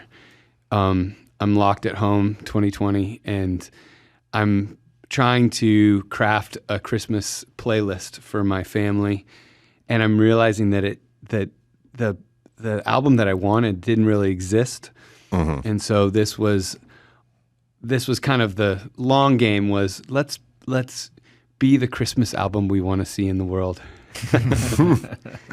5 covers, 5 original. Is that correct? That's right. Is when you sit down to write a Christmas song, do you just have 50 other Christmas songs in your head, or do you just try to go from a completely blank sheet of paper? That's a really good question because it is a total. It's a different genre than what I do normally. Alternative music, rock and roll. It's very, very different. And so, for me, the 2 things that I really loved about focusing on Christmas songs, first of all, you're allowed a wider vocabulary musically. The chordal information on a Christmas song can be much more diverse than in a Foo Fighters or Nirvana or rock you and get roll. to use the expensive chords. Yeah, and then I do think also what we were aiming for lyrically was to kind of Christmas is one of my favorite times of year. It is beautiful, and yet it's problematic. There's a lot of different elements that for me, especially maybe as I get older, you're aware of this corporate capitalization. I mean, it's supposed to be celebrating gifts and what we have together, and yet it feels like there's all these different juxtapositions and paradoxes that are a part of Christmas. So what we were hoping to do with some of the songs is kind of dive into that and see, not just happy clappy Christmas, but what about the problem of Christmas? What do we do with that? Well, there's so many emotions available to you, right? That when you think of Christmas, your mind just goes on this wild spin of like good memories, bad memories. I mean, going as far back as your very earliest childhood memories. Yes. And so you get to dive into all of that. Yeah, it's a good point, because if you are writing a song about a current breakup or a political situation or, 4 dead in Ohio, Neil Young wasn't thinking about 4 dead in Ohio when he was 12 because the shit hadn't happened yet, So everyone has this cache of memories from, 2 or 3 on about Christmas.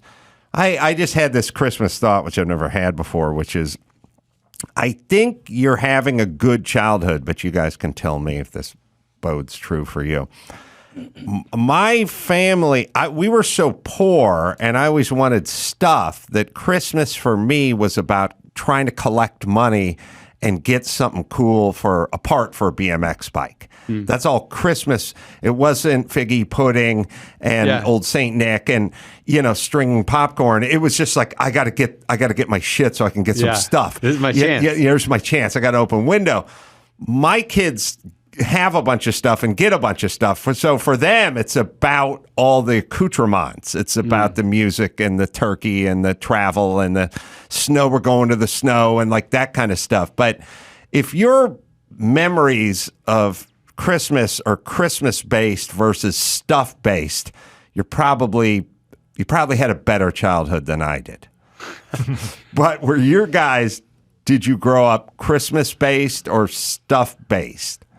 That's a good question. I think looking back, our parents were very much trying to be like, yes, we're going to give gifts, but let's kind of celebrate grandma and grandpa while they're here with us. Like focus on people rather than things. That was like, that's a tough order because I've got a 4-year-old son, and he's like, yeah, grandma, grandpa, but stuff. What about this thing? Yeah, you'd like him. He loves cars.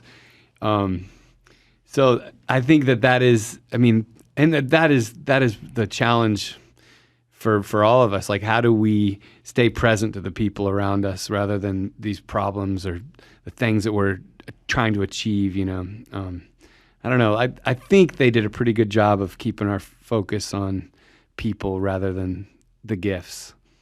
Where are you guys at with it? It feels, we have to switch the Christmas party to the holiday party because we want to be inclusive, and it feels like there's kind of a corporate attack on Christmas. That's all the Black Friday stuff or the whatever, sorry, not Black Friday, but whatever the day after sales that start 4 a.m. and people line up at the Target or whatever. Yeah. And then there's a kind of a spiritual societal attack, which is we don't want to call it this and we don't want to celebrate that. And this was something that was created by the white man and, blah, blah, blah. And I've always been like, first off, it ain't broke. Leave it alone. Just keep walking. We don't need to deconstruct everything that happened before you were born. It just is. And then secondly, I know a lot of like Jews who love Christmas because they dig it. They like the vibe, they like the music, they like the ornaments. Like everything. Like, I don't know, Cinco de Mayo. not Mexican, enjoy it. It's a good excuse to have a beer and a taco. Like, why the attack? And so I don't know if you guys have felt that or experienced that. I mean, I think, there's so many different things you can celebrate in December. I think, I don't know that I feel an attack. I definitely, the thing that I have a problem with, sometimes I think about, Black Friday. It's an odd juxtaposition where you have Thanksgiving, the day of the year that we are, most outwardly thankful for the people and our houses and friendships and family and food, and arguably the least commercial holiday. Yeah, you can't really hallmark it up. It's just like put a turkey in the oven, tofurkey if you're, not eating meat, and just celebrate people. I think that might be my favorite holiday. And then the next day is like, we're going to the store, we're going to get everything. I just think it's such a great capsule of America in the 2020s, where you say, on one day you say, this is the day we celebrate all that we have. We don't need anything else. And the next day is the biggest shopping day of the year. Yeah, and it's not even at noon the next day. It's 5 in the morning, and then people are getting into fist fights over flat screen TVs. Like, it goes, it's the antithesis of what Thanksgiving is, and it happens 12 and a half hours later. It's so funny. And I that actually was a song that maybe for the next Christmas record, we can kind of work it back to Thanksgiving. I think that would be a really funny song. But, I think we love our juxtapositions as humans. Like, there's something about people love, was it Fat Tuesday and Lent? Like the two, like colliding two opposite things together. Yeah. Well, I think we're that way in general, because I do think about it musically. Like, I always kind of discuss, I mean, in a way, it's like we went from Obama to Trump. You know what I mean? Like, could we get further apart? And it didn't take 6 elections. It was the next one, Right. And then I always think musically, like, I think, in the early 70s, you're talking about Neil Young, and you're talking about folk singers, and you're talking about songs sort of with a cause, and it's in anti-Vietnam protest songs and so on and so forth. And that lasts for a while, and then disco kicks in. Yeah. And then we all go, and disco is 100% polar opposite than Neil Young. Yep. Right? It's spandex and mirror balls and cocaine and, singing about boogieing down. Like, it's literally, it's nothing songs versus important anthem kind of songs. And then at some point, hair bands come in, and then grunge is the polar opposite of a hair band. Yeah. So it's like crazy hair band for the, later 80s. And by the way, disco gives way to punk rock. Mm-hmm. So punk rock is the opposite of this. These didn't, they didn't sort of dovetail. They went the opposite. There's nothing more opposite than disco than punk rock. And then there's nothing more opposite than punk rock than hair bands. And then there's nothing more opposite than hair bands than Nirvana. Right. Mm-hmm. We're reactionaries. I think that's what it is. Yeah, it's like trying to steer a boat, Yes. It's like constant over correction. Yeah, I always think of the metaphor of if your dog grabs that sort of chew toy and you grab the other end of it and you start pulling one direction, your dog just pulls the other, but you can turn around and your dog will be pulling the direction you were pulling, and you'll be pulling the direction. So do we have a direction, or are we there to pull? Yeah. And maybe I think we're just there to pull, but I can't figure out where we're at now. Well, musically. I do think you're right, and I think that like Jungian archetypal, if you think of a young kid, 18, year old, any of us at 18, you want to fight something. You want to rebel. You want to challenge what is, because you see all the flaws, and maybe those are all the music makers, music listeners. Maybe that's what it is. It's more the age of where that comes from, fighting what is wrong, what's broken. Right. So now then the question is sort of where are we now? Like what are we fighting against? And I was talking about it the other day, which is to go back into the political realm. We're in California, we're very blue here, and there's a lot of, we're going to fight Trump here in California.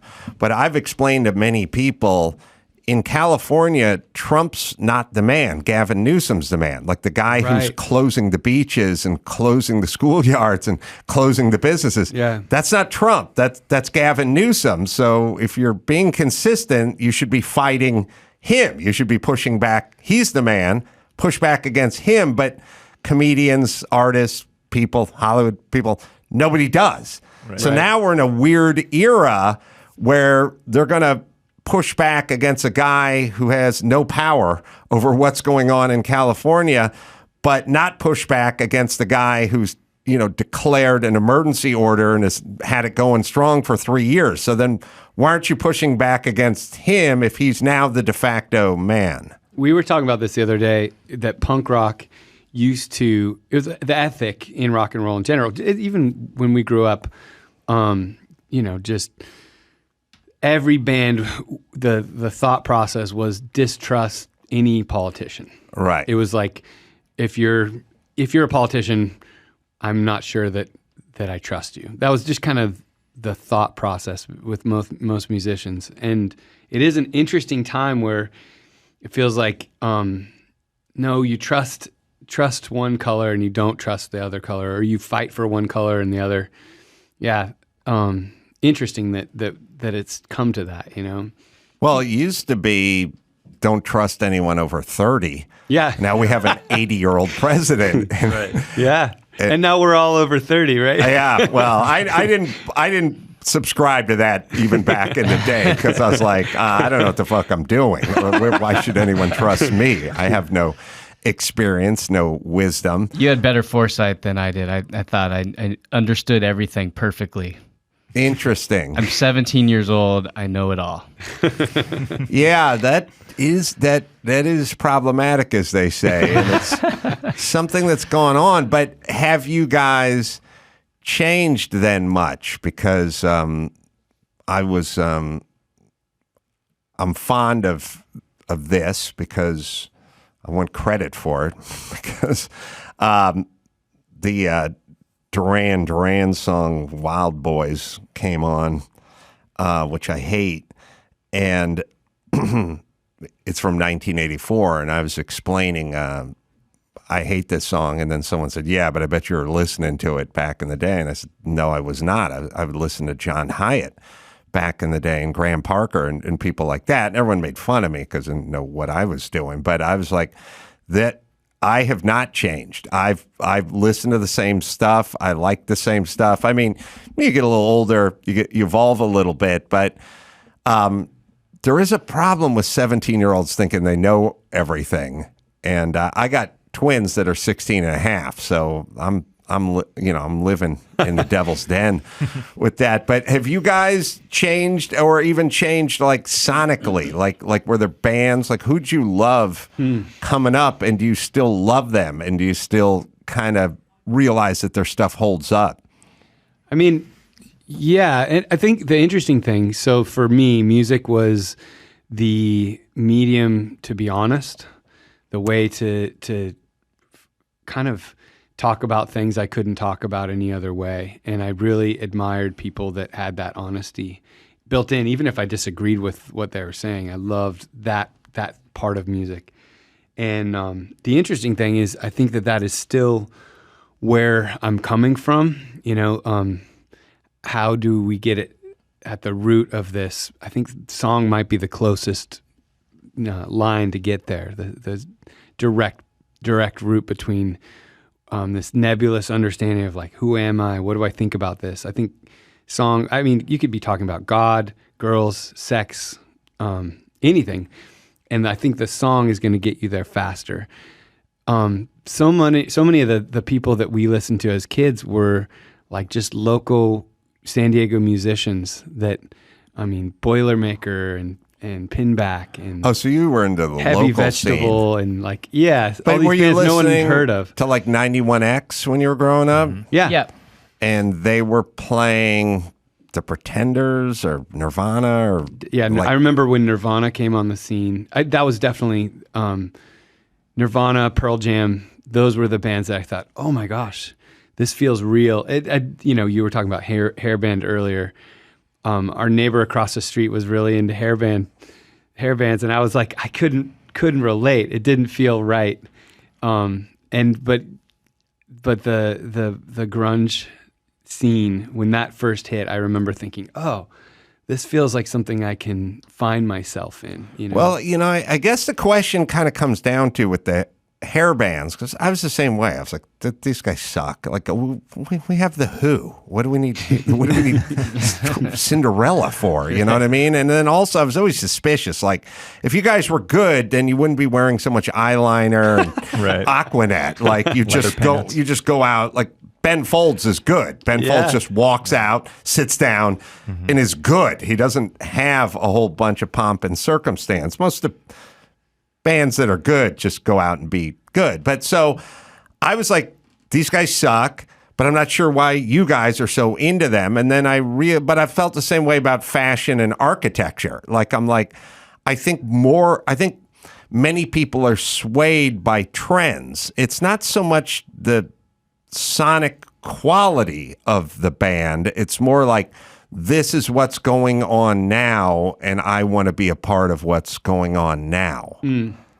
There's a phrase, every generation gets the music it deserves. Mm-hmm. And I find that apt for this conversation, where I wonder, what, I think back to the 80s, and you think, oh man, I wonder, why, and then you think, okay, well, you've got some big corporations kind of divvying up what you're listening to, so maybe that's what we deserved back in the 80s, Yeah, people make fun of 80s music a lot of the time, but they're focusing on the flock of seagulls, like they're focusing on the sort of Bananarama flock of seagulls 80s. But if you go back to Elvis Costello and Joe Jackson and Graham Parker and the Pretenders and those kinds of like early 80s bands, then you have some of the best music that was super raw and, angry and visceral. And if you listen to like the first two Joe Jackson albums, like before he got melodic, it was just punk kind of, but pop, mixed in. And then it just morphed into Bananarama somehow.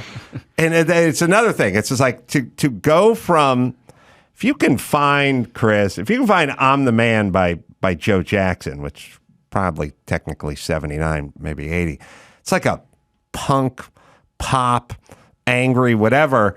And then if you play I Ran by Flock of Seagulls, it's a completely different thing that took place over like a 4.5 year. Ooh, more good drumming when I'm the Man comes in. Reminds me a little of Stuart Copeland. Yeah.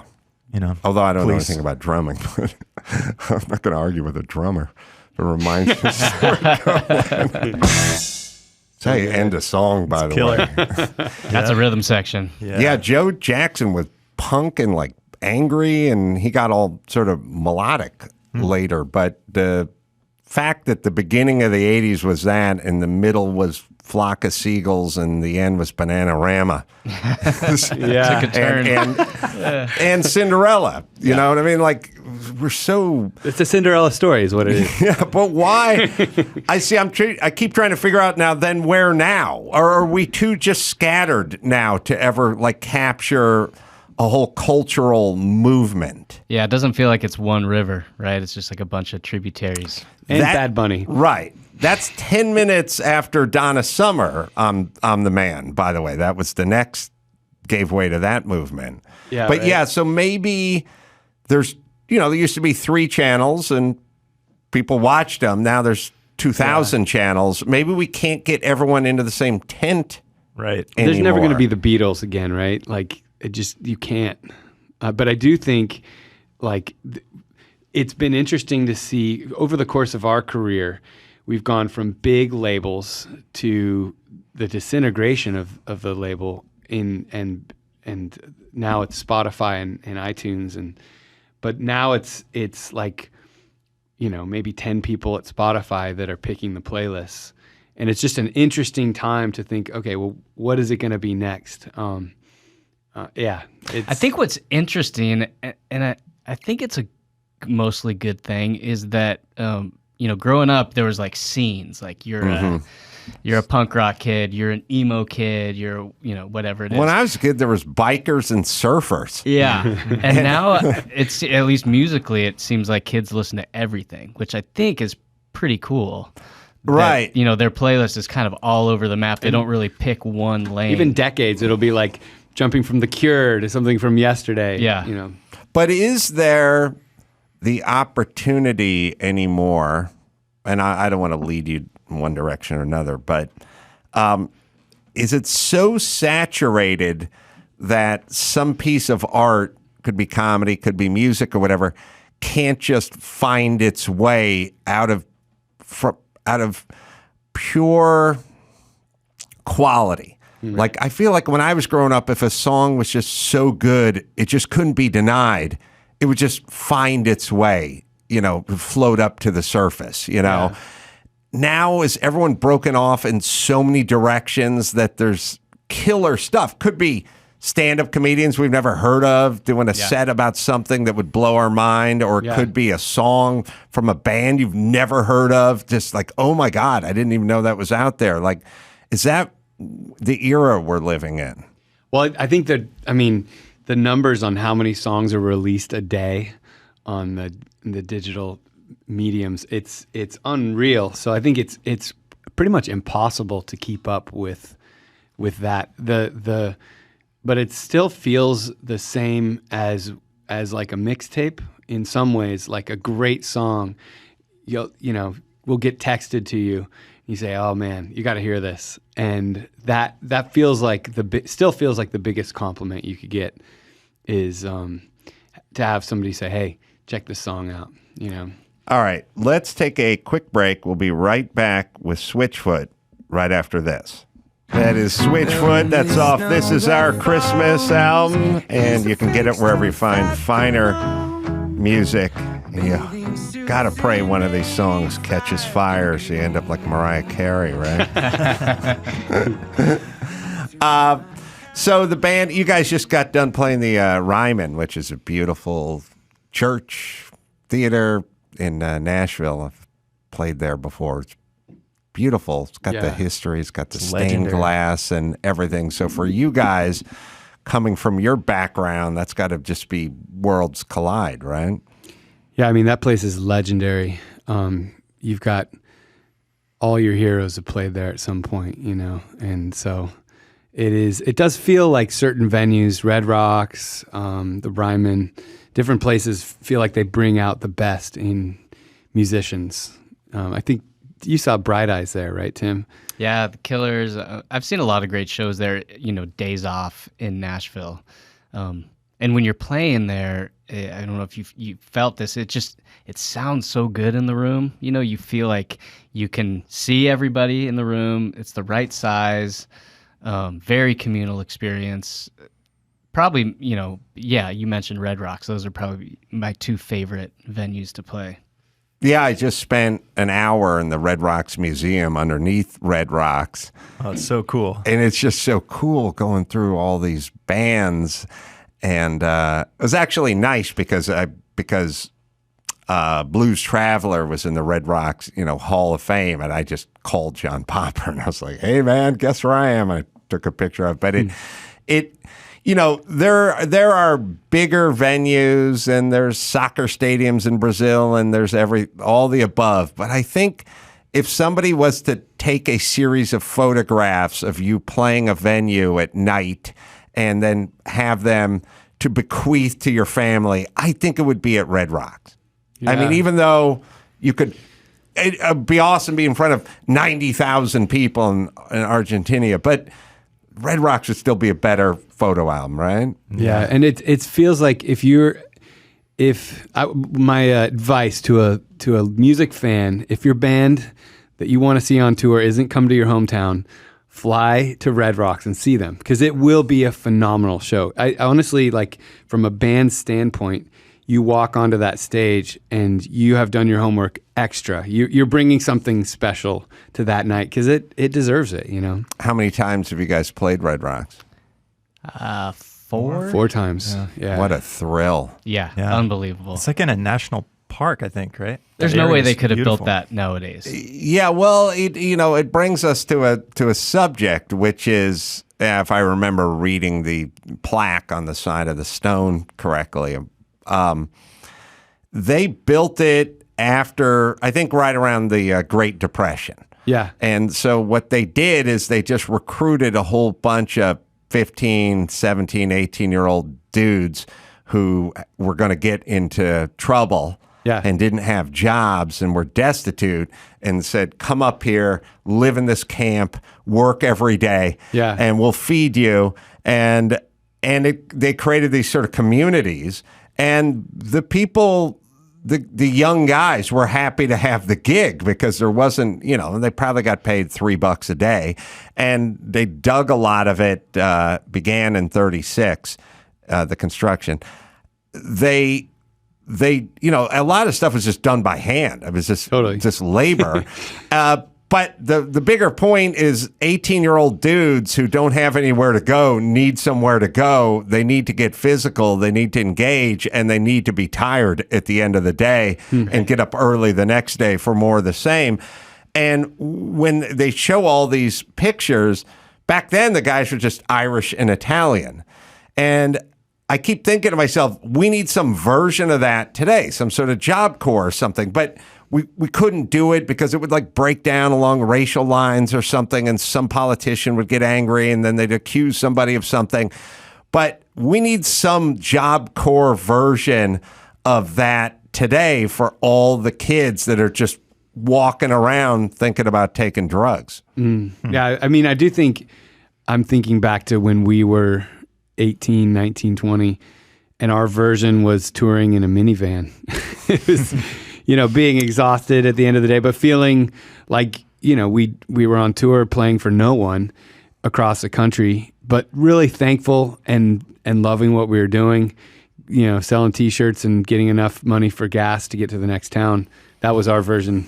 So, not quite manual labor, but our mom, she sent me this neighborhood like directory that she found from back when we were in high school. And in the directory, it's got like, people's addresses and that sort of thing. And then it had different jobs. So you could like hire Sally and Joe to babysit or whatever it was. And all the, yard work, that sort of thing. And John and I had signed up for every job on there.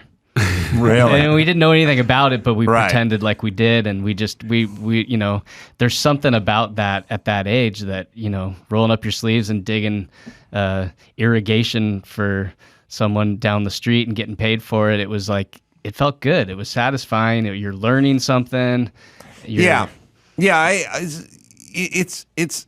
think everyone now, way too many people ask questions about sort of the end game. They want to know, well, why work at McDonald's? You're not going to own a McDonald's. You don't want to be at McDonald's for 40 years. And I go, you just go there to work. You just learn how to work. You just work with other people. You learn how to get along. You learn what you don't want to do, which is work at McDonald's. And you put in a day and you get paid. And everyone wants to know, but your son, he wants to get into broadcasting. How's he going to open a radio station at the McDonald's? Like, no, he's just going to work. Right. Yeah. That's all. There's something to it. Yeah. It's important. And by the way, it works. It's tried and true. It's a proven theory. You just go to work, learn how to work, learn what you don't want to do, put in the time, get the satisfaction. All the guys who built Red Rocks, they didn't open amphitheaters later on in their careers. They just learned how to work, which is a bizarre thing that I feel like I'm arguing with people with all the time. And then they do a lot of, well, you did that because you had to do it. And I go, yeah, but now I know how to work. Yeah. Mm-hmm. And what I do, which is interviewing you guys and others, doesn't feel like work because of building Red Rocks when I was 17. I mean, washing dishes for the restaurant down the street when I was a kid definitely makes me thankful to have a job playing music. I mean, any bad day on tour, you're like, oh man, but this every day beats washing dishes at the restaurant down the street. I'll take it. Any context, again, is crucial, right? Well, all you really have is context. If you think about it, like there were times when you're on a phone call and it breaks up and you go, oh, please, what's going on in my world? It's like if you would have had that phone 40 years ago, you would have owned humanity. You know what I mean? Yeah. You would have been the king of all you survey, but now you're bothered. So everything has a kind of a base and a context. We all know it through technology. Or just something like air conditioning. It would be the biggest thing in the world if you had that 75 years ago. So the context is the base. The base is work. And then once you dig the ditches or wash the dishes or whatever it is you're doing, then everything contextually is above that. Yeah. Right. Yeah. But if you don't start off with a baseline, like you need to kind of set a base. If you don't set the base, then you could be doing what you want to do. Like never know it. Everyone who works at Twitter is miserable because they can't stay home and they're not getting fed for free. They don't have a base. Right. They don't have a context. Yeah. I think when we were first starting out, I mean, like John mentioned earlier, touring in a minivan, it's a great education and it teaches you the value of hard work. And I think about bands that never experience that suddenly get, thrust into the limelight too soon. Right. They don't have that MO, that work ethic. And yeah, like we used to spray paint our own T-shirts in the hotel late at night. That's what we do after the show to sell the next day to get gas money to get to the next town.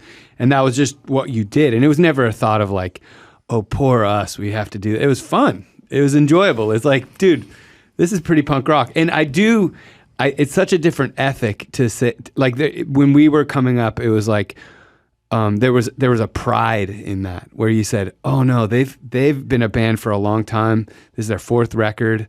They've toured. They've done their homework." And you kind of looked up to that. I think now I don't know if that's still the case. It's kind of like, oh man, you fast forwarded it. You were on American Idol and you didn't have to do the hard work. And I think that's admired. I don't know. I'm not sure. Yeah, I mean, no one likes to try hard now. Yeah, back in the day, that was like, I think, one of the higher honors is like, no, you worked for it. Credibility is what we used to call it. Well, you get the 10,000 hours in too, which is something that sometimes people fight against. Like I was a carpenter for many years, and I was talking about my son many years ago, and I said to somebody, I said, well, I hope he learns how to put wood together and be a carpenter. And this person said, well, maybe he'll be a better carpenter than you. And I said, no. She said, why not? I said, because I did it every day for 50 hours a week for over a decade. You can't do that. Yeah. He's going to muss around in the garage. He's going to watch some videos online. He's not driving a truck to a job site and rolling out at 7 a.m. and just doing it. Right. And I didn't like doing it the whole time I was doing it. I wanted to do comedy. But the only reason I'm a good carpenter now is because I was forced to put in thousands of hours doing this. And, the band that goes on American Idol and then gets signed and gets pushed out there doesn't really get that base. You're going to end up being Ty Pennington. It's a carpentry reference, but the point is, he's not a real carpenter. It's a very niche reference. He's a host. I mean, my point is you got to have that base. If you're, right. You know what happens sometimes with comedians is they'll find some young woman who's like a hit and she's 26 and they go, you're going to host the late night show. And they give it to her and she flames out because she didn't have the years of touring. She didn't have the base, the thing that we didn't want to do, we needed to do. And a lot of people don't have that bass. They're avoiding that bass line. You don't get the Beatles without them playing 6 hours a day in Hamburg. I thought it was like 12. Right. Yeah.